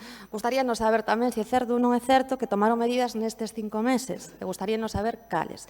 Gustaríanos saber tamén se é certo ou non é certo que os técnicos municipais valoraron distintas alternativas e expuxeron sobre a mesa. Gustaríanos saber se é certo ou non é certo que a Xunta de Galicia notificou ao Concello orde de peche do Centro Aveiro. Gustaríanos saber tamén cal é actualmente a alternativa para as persoas usuarias do Centro Aveiro e se teñen garantizada unha alternativa real ao ser o Centro Aveiro o único recurso destas características existentes na nosa cidade. Se é certo ou non é certo tamén que existe actualmente unha licitación en curso dun contrato de seguridade relativo a este centro, o Centro Aveiro. Gustaríanos saber tamén se é certo ou non é certo que este contrato estivo máis de 4 meses paralizado durante os meses do verán. Se é certo ou non é certo que se realizou unha inspección de traballo hai escasas semanas onde se instou ao Goberno a establecer medidas de seguridade. Gustaríanos saber se é certo ou non é certo que inicialmente vostedes responderon a este requerimento, a esta inspección, enviando persoal de seguridade. E gustaríanos saber tamén se é certo ou non é certo que se reuniron coa Xunta de Galicia. Xa lles dicía inicialmente que, dende logo, creemos que cando se fala de diálogo é importante escoitar. Creo que neste caso concreto foi unha política de feitos consumados. Nin sequera se valorou a posibilidade de que dende este grupo puxéramos en riba da mesa alternativas como nas que se estaba traballando, que insisto, que por parte dos técnicos municipais había distintas alternativas para facer esa reubicación. Dende logo, nos creemos que debe quedar claro por parte do Goberno e debe haber unha solución. En primeiro lugar, unha solución a estas persoas que tiñan unha garantía dunha alternativa a pasar a noite na rúa e que agora mesmo, lamentablemente, non a teñen. E, en segundo lugar, queremos tamén unha garantía ou unha resposta clara a esas 10 persoas que neste momento non teñen claro que vai a pasar cos seus postos de traballo. Nada máis, moitas grazas. Gracias, señora alcaldesa. Son 11, no 10. Son 11 puestos de trabajo, no 10 puestos de trabajo. Hombre, está bien la intervención, la ha dedicado usted un minuto. Desde que estuvo 2 hablando de otras cosas, un minuto dedicado al Centro Aveiro. Yo podría preguntarle a usted otra cosa, señora Cameán. ¿Cuántos de los concejales de gobierno sabían que estaba abierto un establecimiento de estas características sin ningún tipo de permiso y sin ningún tipo de licencia? ¿Cuántos de los concejales de gobierno sabían que se estaba llevando a cabo una actividad que, evidentemente, por su propia naturaleza, es peligrosa, en un lugar que carecía de todos los permisos legales y que, por lo tanto, se encontraba fuera de cualquier cobertura, de cualquier seguro que estuviera sobre el Centro Aveiro. ¿Y cuántos de los compañeros que se sentaban con usted en el Gobierno y ahora mismo también se sientan con usted en la bancada que tengo detrás, sabían que en caso de que hubiera sucedido una desgracia dentro del Centro Aveiro, podríamos tener todos, o podrían tener ustedes, un problema importante encima de la mesa? Yo no le voy a decir con qué permisos ustedes abrieron Aveiro, a la vista está que con ninguno. Yo también le podría preguntar a usted que qué informe técnico se hizo por parte de los servicios municipales, y en este caso hablo de las técnicas de servicios sociales, para decir si la ubicación del Centro Aveiro era la más adecuada desde el punto de vista social. Porque, por lo que se me comenta a mí, que también se le comentó a usted, no era por razones obvias la mejor de las ubicaciones. Y aún así, yo que me he repasado todas las actas de los 4 años anteriores, no he encontrado ni una sola mención del Partido Socialista, que ya de decir que desconocíamos que se encontraba fuera de licencia. Nunca hemos encontrado una sola mención del Partido Socialista relativa al Centro Aveiro. Ni una. Ni una. Porque yo creo que hay determinadas cuestiones que tienen que quedar fuera del debate y de la oposición política. Puede usted tomar nota de lo que hacen algunos de los compañeros con los que se sientan en otros temas que en este momento también me tocan a mí, que actúan con responsabilidad, porque estamos hablando de un sector de la población tremendamente vulnerable, y creo que levantar alarma social y creo que levantar todo tipo de rebumbio en torno a un problema que ha sido de carácter administrativo y que además ha sido usted la responsable, creo que no es políticamente, y desde luego para mí personalmente, lo más adecuado. Pero le voy a hacer un repaso. Centro Aveiro, que me imagino que todos lo sabrán, pero si no lo saben, es un centro de baja exigencia que se monta sin ningún tipo de licencia, con 15 plazas abiertas.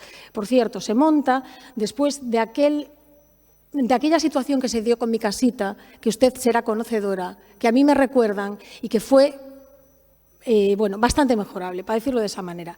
El 23 de mayo del 2017, el Ayuntamiento presenta una solicitud a la Xunta para inicio de actividad de un centro de baja exigencia denominado Aveiro mediante una declaración previa. Y el 1 de junio de 2017, la Xunta requiere una documentación complementaria al Ayuntamiento. En agosto, la Xunta envía una inspección después de comprobar que usted anuncia bombo y platillo la apertura de un centro que carece de licencia e inicia un expediente sancionador por falta grave. Les viene una sanción a ustedes el 6 de octubre del 2017 por 3.000 euros, frente a la que no realizan ningún tipo de alegación, que pagan en periodo de pago voluntario y se les rebaja así en 2.400 euros. El 12 de diciembre del 2017 se inicia por parte del Ayuntamiento un nuevo trámite. Se le da registro de entrada a la Xunta de Galicia el 22 de enero del 2018, en el que se solicita que se les permita continuar el uso del centro mientras que se resuelva esta nueva solicitud. En el intermedio, ustedes hacen la contratación de una asistencia técnica en la que se hace el estudio de una serie de obras de mejora, tales como los baños adaptados, una serie de cuestiones que finalmente no se llegaron a realizar, porque ustedes eran conocedores que el problema del Centro Aveiro no era ese. El problema del Centro Aveiro era que donde son 2,30 no son 2,50 en la altura del techo. Y el 22 de mayo, que aún era usted la concejala responsable, la Xunta le responde al Ayuntamiento que el centro no se adecua a los requisitos específicos exigidos en la normativa sectorial de aplicación. Y yo, como tengo a bien no mentir, le voy a decir lo que ha hecho este Gobierno desde el momento en que tiene conocimiento que el Centro Aveiro de baja exigencia se encuentra sin ningún tipo de licencia. En primer lugar, buscar alternativas. Si usted tiene alguna, me imagino que la habrá conocido en la época anterior. Yo, de todas formas, estoy abierta a que cualquiera de ustedes me digan dónde se puede desplazar a la fecha de hoy un centro de baja exigencia en la ciudad, porque nos hemos cansado de buscarlo. No obstante, estamos trabajando y valorando otras alternativas a medio plazo. Hemos hablado con las entidades para que esas 15 plazas, que no son 15 plazas fijas, pudieran darnos cobertura, sabiendo perfectamente que se trata de entidades que no son de baja exigencia.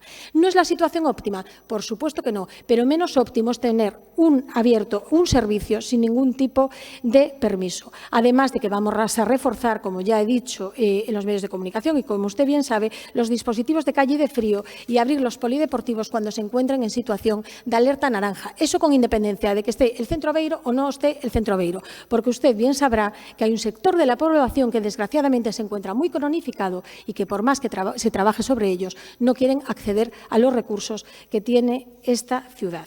Estoy encantada de que usted vaya a ver el expediente, encantada. Ya le adelanto que lo único que existe de este Gobierno son 2 informes, uno de asesoría jurídica y uno del Servicio Técnico de Edificación, donde se indica que el centro Aveiro se encuentra en una situación en la que no es posible hacer ningún tipo de reparación ni de adecuación a la normativa y que está, por tanto, fuera de normativa y que se encuentra fuera de la cobertura de un seguro. Por lo tanto, todo lo anterior es suyo, debería de conocerlo. Nada más y muchas gracias. Moitas grazas, señora Neira. Turno para as preguntas orais do Partido Popular. Primeira pregunta, señor García. Gracias, señora alcaldesa. ¿Cuál será el importe económico de la convocatoria de subvenciones para entidades deportivas en el año 2020? Señor Borrego. Gracias, señora alcaldesa. Buenas tardes. En la propuesta que saldrá desde la Concejalía de Deportes en el ámbito presupuestario, contabilizamos 1.584.000 euros para ese ámbito. Señor García, adiante. Mire, señor Borrego, a día de hoy y tras 5 meses seguimos sin saber cuál es la propuesta de este Gobierno para el deporte coruñés. Un día nos habla de la ciudad deportiva de la fábrica de armas, con 1, 2, 3, 4, 5 campos de fútbol. No sabemos, no sabemos cuántos va a haber. Otro día nos habla de los campos, de unos campos de fútbol en Feáns. Tampoco sabemos cuál será ese proyecto. Después nos salta con unas naves en la Grela.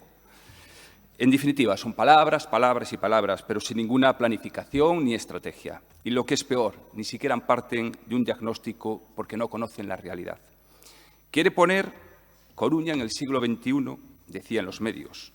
No sabemos si se refiere a las colas del Palacio de los Deportes, cuando la gente hace las inscripciones, que desde luego más bien decimonónicas más que del siglo actual, o tal vez por recuperar proyectos en el Náutico de Oza del año 2011. No ha cambiado ni nada La Coruña y el tejido deportivo en ese sector. O tal vez en el estado en que se encuentran nuestros campos de fútbol de La Torre o nuestras polideportivas de Riazor. Lo que tenemos claro es que ni sus propias promesas son capaces de cumplir. Prometieron un organismo autónomo local en los primeros 100 días de gobierno. Pasados esos 150 días, nada se sabe. Como tampoco se sabe de la resolución del uso de instalaciones deportivas, ni de la solución que tiene para subsanar los problemas que entidades, deportistas y otro tipo de sectores tienen para el uso de las pistas de atletismo de la universidad. Son de mirar y no tocar. Y si ya hablamos de convocatorias tardías, como es la del deporte federado, les recuerdo, y puedo hablar con su compañera, señora Neira, que tenemos 200.000 euros para deporte inclusivo, que todavía no ha salido la convocatoria. Están ganando la marea en su gestión, están bordándolo. Pero de verdad, con este panorama merecemos una concejalía específica, como se nos pidió. Mire, estamos en noviembre ya.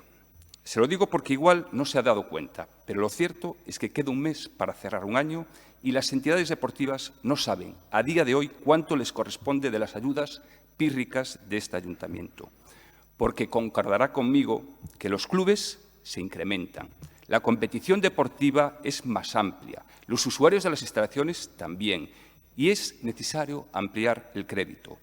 Pero si ya no fuera suficiente con tener una cuantía que no se corresponde con nuestro tejido deportivo, lo que ya no se puede admitir es que a día de hoy sigan sin saber ni cuánto les corresponde por la anualidad actual ni los horarios de uso de las instalaciones. Por cierto, que sepan que hay entidades deportivas que están canceladas registralmente en la Secretaría de Deporte y están utilizando horarios de uso de instalaciones deportivas actual. Es decir, no tienen ni actividad federada. ¿Usted sabe lo que significa para las entidades todo esto? Lo saben, de verdad. Se ponen en la piel de esta gente, de este tejido deportivo. Yo creo que no veo que haya ningún acuerdo para mejorar la vida de nuestros deportistas. Pero claro, imagino que como el deporte no aparece en los acuerdos de sus socios, son los que mandan, por eso parece que el deporte no interesa. Ni con el BNG ni con la Marea. Entre los acuerdos del mandato de deporte no aparece nada. La Marea, 2 actuaciones, zona del Castrillón y Eirís. Ya se acabó el deporte en Coruña. Y los mayores progresistas de las acciones en La Coruña, el BNG, resulta que de los 28 puntos, 0 de deporte. Está muy bien. Y hoy he traído aquí, además, de mano de la Marea unas cuantas ordenanzas. No se han dignado tampoco ni a modificar la ordenanza número 15, que permitiría un espaldarazo a muchos deportistas y entidades. Es necesario la bonificación del 100% a nuestras entidades deportivas, porque si no yo les hago una pregunta, o varias preguntas. Entiendo que ven bien que un club de gimnasia o de patinaje, para celebrar una exhibición, un campeonato o un campus, tenga que pagar más de 2.000 euros por el uso de esas instalaciones. Lo veo bien, ¿no? ¿Les parece bien también que un club tenga que pagar un bus o varios buses para desplazar a sus equipos a otras localidades como son Arteixo porque no disponen de instalaciones deportivas municipales? Entiendo que es lo que ustedes ven como apoyo al deporte de un gobierno progresista, que un deportista tenga que pagar una instalación para poder preparar su preparación a Tokio. Lo veo bien. O que un club de 50 niñas, que sí que también hay que impulsar el deporte femenino, no solamente un partido de fútbol, tenga que pagar 480 euros al mes, cerca de 5.000 euros al año, para entrenar otras instalaciones que no sean de titularidad municipal, porque no disponen de unas en nuestra ciudad. En resumen, ni gestionan ni planifican, que es lo peor. Es hora ya, pasaron 5 meses desde su toma de posesión, de tener un diagnóstico de necesidades de nuestro tejido productivo y de ponerse a elaborar una estrategia y un plan director de deportes. Es urgentísimo. No podemos seguir con la improvisación de lo que se me ocurre en cada momento y con las entidades abandonadas a su suerte. Nuestros deportistas son un orgullo, nuestros clubes merecen respeto y apoyo, y eso es lo que le pedimos. Más recursos, más hechos y menos anuncios sin concreción. Muchas gracias, señora alcaldesa. Gracias, señor García. Señor Borrego. Gracias, señora alcaldesa. Señor García, yo creo que usted vive en otra ciudad, e incluso en una ciudad en donde le gusta más la pirotecnia que el deporte. Claro que el crédito es fundamental, claro que el apoyo de las entidades y clubes es fundamental, pero le voy a contestar un poquito, ya que somos laxos hoy en este tema, y voy a ser breve y conciso, le voy a contestar un poquito en el ámbito general en el que usted ha hablado. La Concejalía de Deportes está configurada de esta manera con 3 pilares básicos. Primero, el reconocimiento y la valoración del deporte coruñés y de sus deportistas. Segundo, el apoyo económico. Y tercero, la consecución y la construcción de las instalaciones necesarias adeudadas desde hace muchos años. Claro, venir aquí a hablar cuando estamos hablando de que incrementamos, por ejemplo, desde su último ejercicio de gobierno un 150% el importe de convenios y subvenciones, pues no significa para usted que haya más crédito. Generar alarmas en las redes sociales o intentar hacerlo en este pleno con el tema de los usos y horarios, cuando hay un pacto tácito público entre las más grandes asociaciones del deporte coruñés, así como del resto de entidades deportivas que no figuran en ellas, para efectivamente realizar una conveniente convocatoria de usos en fecha, sin destrozar y hacer saltar por los aires la conciliación de las familias y los horarios de los equipos, pues debe ser lo que ocurre en otra ciudad, porque es lo que pasa en La Coruña. Efectivamente, pensar que un Consello Municipal de Deportes se puede construir en 5 meses, pues sepa usted que el Consello Municipal de Deportes está en marcha, tiene ya una cabeza visible planteando su organización, enseguida se están ya invitando a distintas entidades y colectivos a diseñarlo, y aparte de la ordenanza, pues decirle que, vamos a ver, es público y notorio, porque lo saben todos los clubes y entidades con los que nosotros hemos hablado, así como asociaciones, que desde luego la ordenanza va a permitir que en ningún caso las entidades sin ánimo de lucro puedan llevar a cabo sus actividades deportivas de entrenamiento y competición en cualquier instalación municipal. Claro, me pide usted que le traiga ya construida la fábrica de armas. Yo le pido un poquito de paciencia, ¿sabe? A veces hay unos presupuestos prorrogados que no permiten hacer determinado tipo de inversiones para conferir estudios previos de lo que se va a construir. Pero yo le voy a proporcionar personalmente un dibujo, en breve, hecho por mí personalmente, de lo que tenemos planteado y de lo que haremos en estudio previo y en proyecto de ejecución a lo largo de 2020, y no solamente en el entorno de la fábrica de armas, porque esta ciudad necesita más instalaciones en distintos sitios.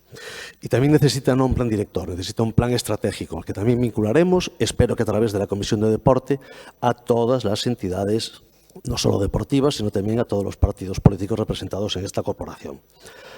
Hombre, yo sinceramente me voy a permitir la gracia porque ya no son horas. Sería Superman si le trajese ya un estadio olímpico en la fábrica de armas. Pero bueno, no se preocupe que lo tendremos en breve. Gracias, señora alcaldesa. Moitas grazas, señor Borrego. Segunda pregunta do Partido Popular, señora Peñalosa. Buenas tardes.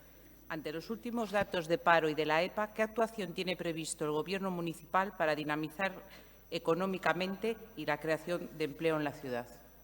Moitas grazas, señora Martínez Zaco. Muchas gracias, señora alcaldesa.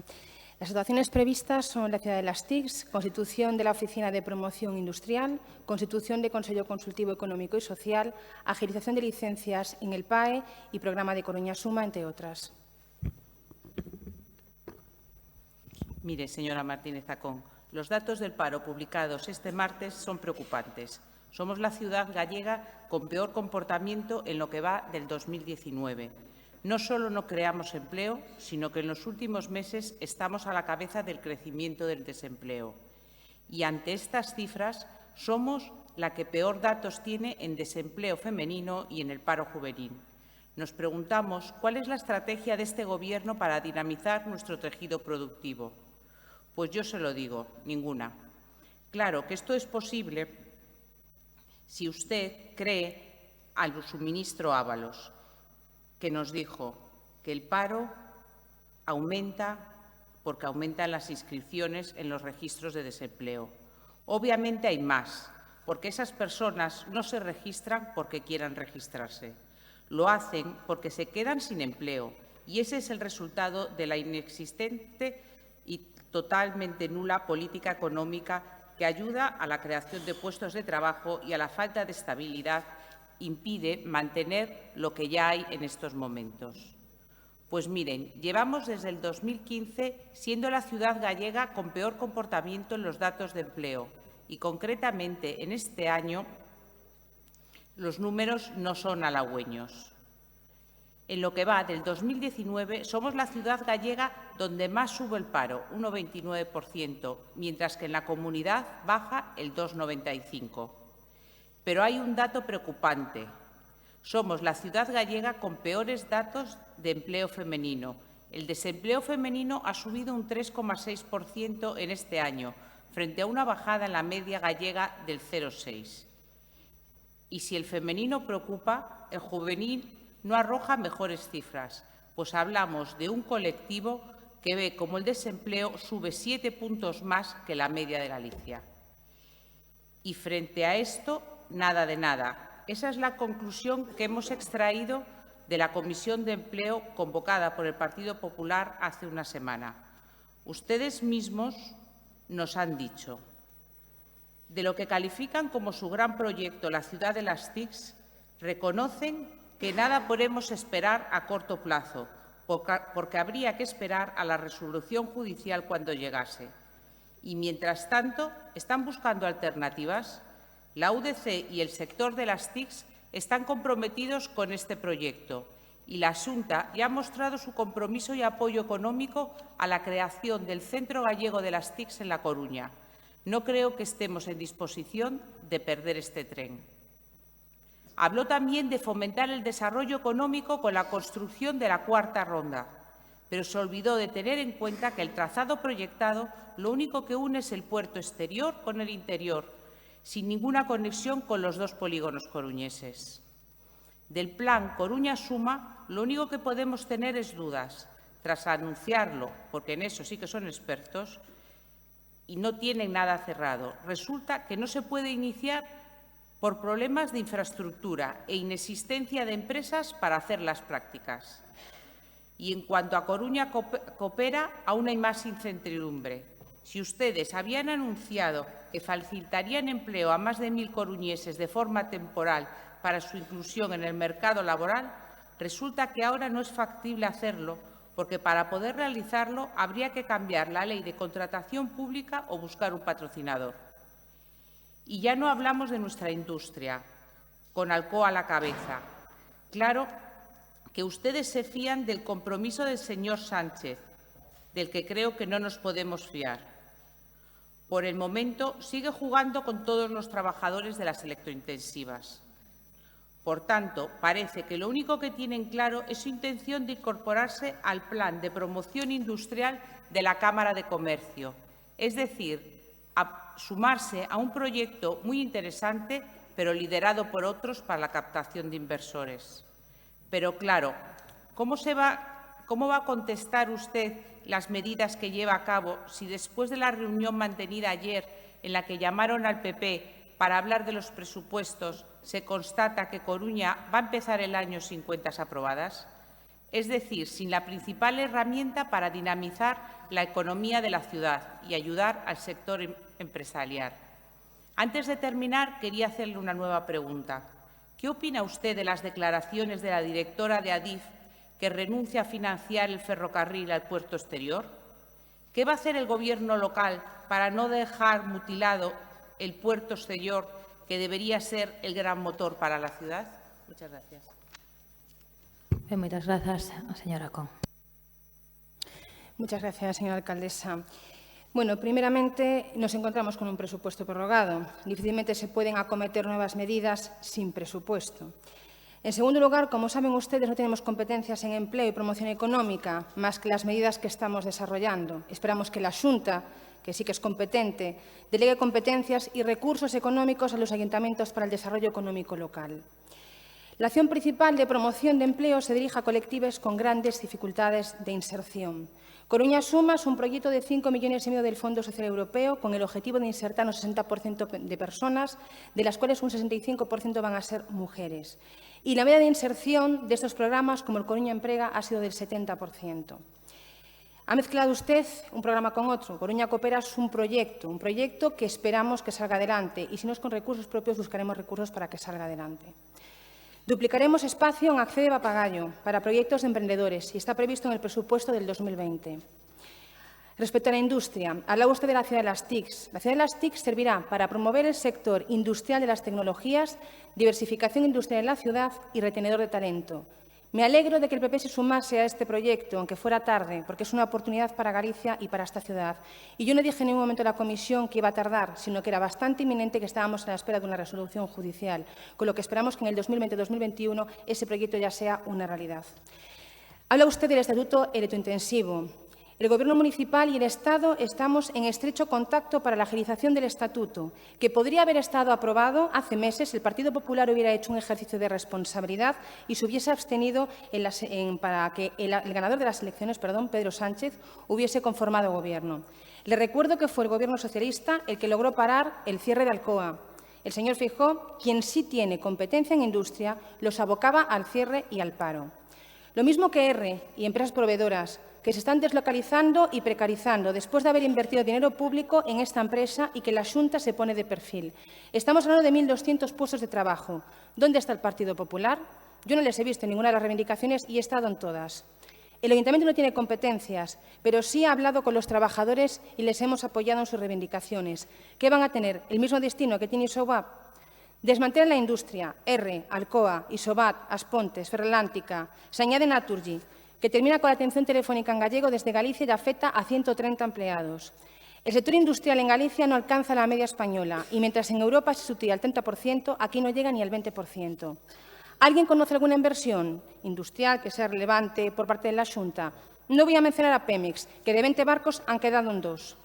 Ya no entro en la comunicación del puerto exterior y con el polígono de Bío, que sí que permitirá el desarrollo del polígono en una ciudad que tiene prácticamente ocupado el 100% del suelo industrial.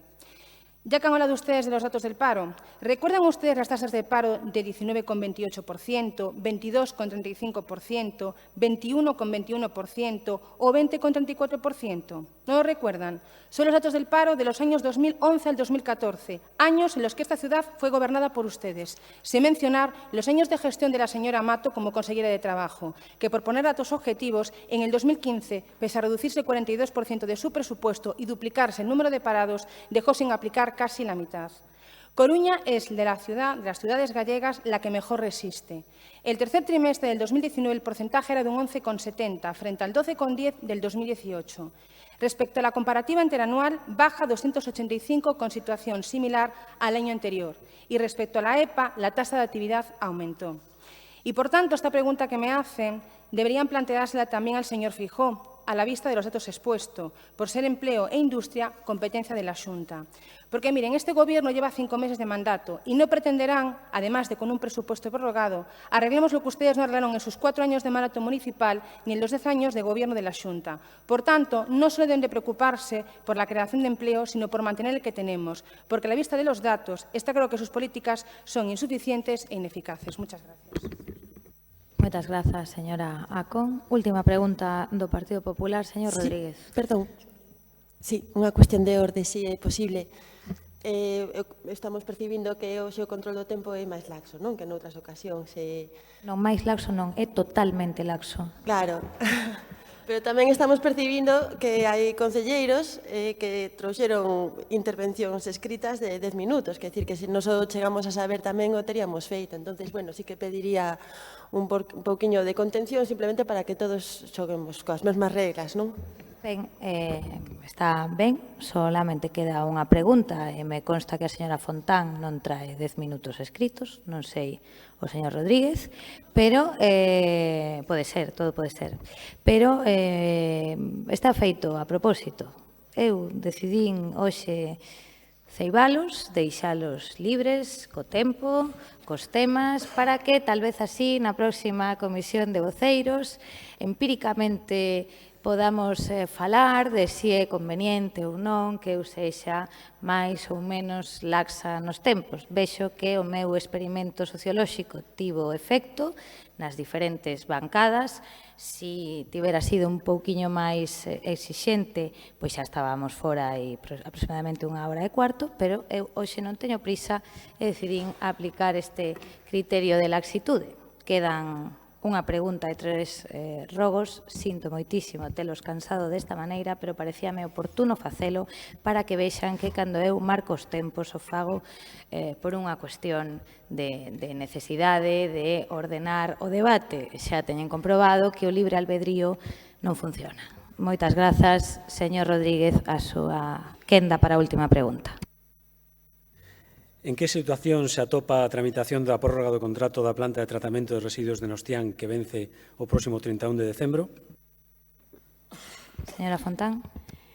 Como xa saberá vostede, señor Rodríguez, onte foi a Xunta de Goberno a adopción dun acordo de continuidade do contrato de concesión administrativa de obra pública consistente no tratamento e eliminación de residuos sólidos urbanos, o contrato de Nostián.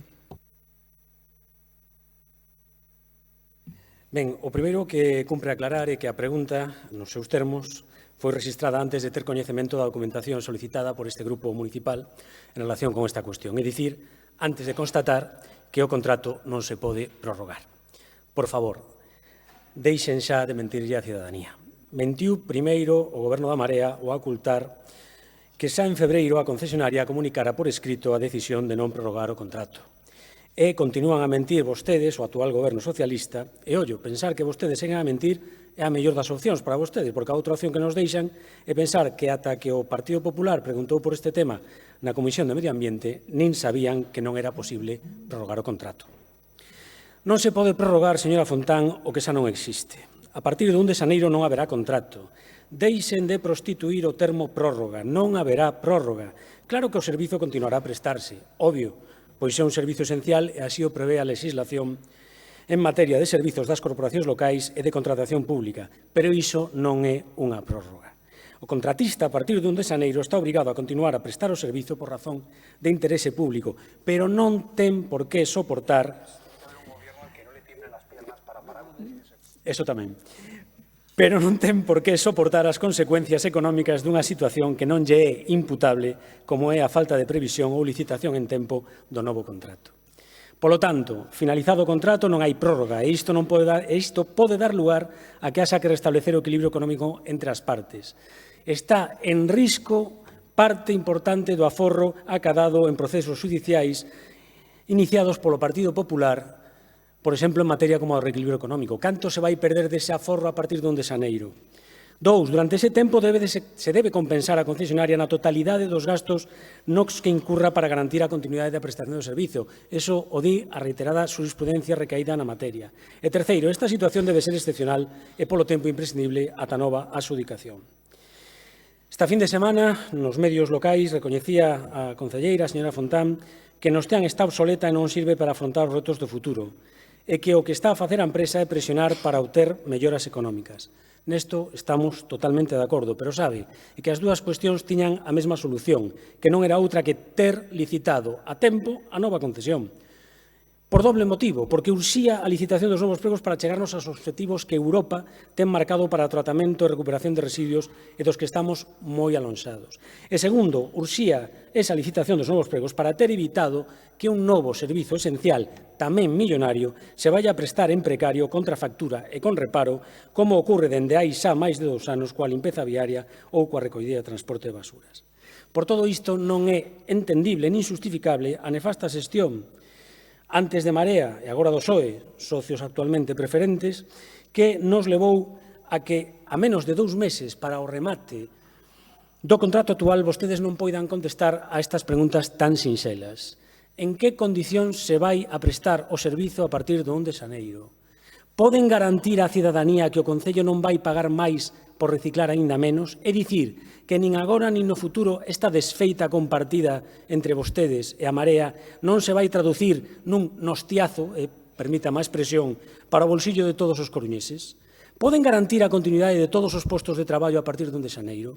Xa sabemos que non poden contestar a estas preguntas, pero, por favor, se non poden desmentirnos, alo menos non nos mintan máis nin a nós nin á cidadanía. Máis nada, moitas gracias. Moitas grazas, señora Fontán. Gracias, señora alcaldesa. Mire, señor Rodríguez, onte, na Xunta de Goberno Local, decíamos bastante claramente no acordo, na proposta de acordo, que facíamos alusión ao artigo 4, e decíamos que era unha continuidade na prestación do contrato da concesión administrativa de obra pública consistente no tratamento e eliminación de residuos sólidos coa UTE Albada nas mesmas condicións que rexen o contrato actual, a contar a partir de 1 de xaneiro de 2020 e polo tempo imprescindible para garantir a continuidade da prestación do servicio ata que o novo adxudicatario se faga a cargo do servicio. Mire, creo que eso xa o di todo. Nas mesmas condicións. E cando digo mesmas condicións, estamos dicindo que este goberno está a traballar para que sexa co mesmo número de traballadores, co consorcio ao lado noso, e co mesmo traballo que se está a facer neste intre. Nin máis, nin menos, porque así o establece o artigo 4 do propio contrato. Non hai máis volta que darlle. E, de logo, que me parece escandaloso, mire, eu non me podo facer cargo do que se fixo durante os 4 anos anteriores. Levo 4 ou 5 meses aquí, comprenderá que non me pode exixir a min agora que remate unhos contra vento e marea, en un camiorrito, perdón, é dicir, que remate xa unhos pliegos que os collín como os collín, en 4 meses, e non paramos ni un solo momentiño con eles, estamos con eles. A nosa intención é que, diante de que termine o contrato, estén feitos. Eu dixen outro día na Xunta de Goberno, e manteño eso. Estamos a piques de rematar a revisión do pliego técnico, está moi avanzado, casi terminado, o pliego administrativo. Pero xa lle digo, e repito, non poden pensar que nós íbamos a chegar, coller o que tiñamos e non revisalo.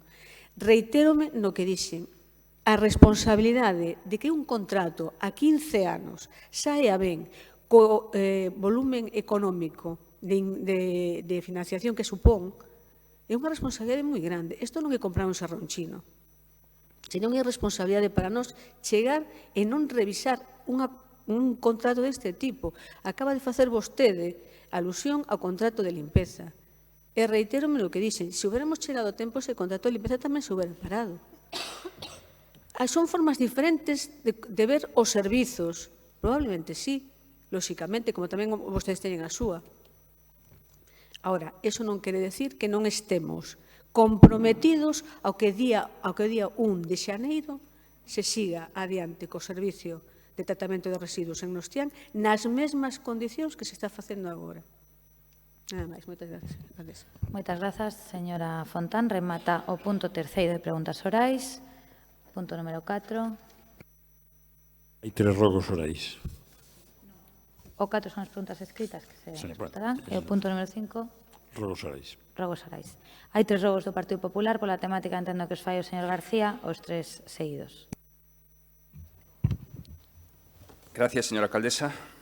Tendo en conta o gran número de usuarios da piscina de Riazor e da demanda da zona de spa por un sector de poboación coruñesa, e tendo en conta que o Concello debe de asegurar que se adquira un estilo de vida o suficientemente activo para conservar a saúde, os hábitos de vida saudables e a autonomía personal para mellorar a calidade de vida e o benestar da cidadanía, rogo que o Goberno municipal contemple o uso gratuito da zona de jacuzzi, sauna e baño turco para todos os usuarios da piscina municipal de Riazor, coa correspondente normativa de usos deste apartado específico da instalación, ante a gran demanda dos usuarios, a que desde fai 4 anos este servizo se prestaba dunha maneira gratuita.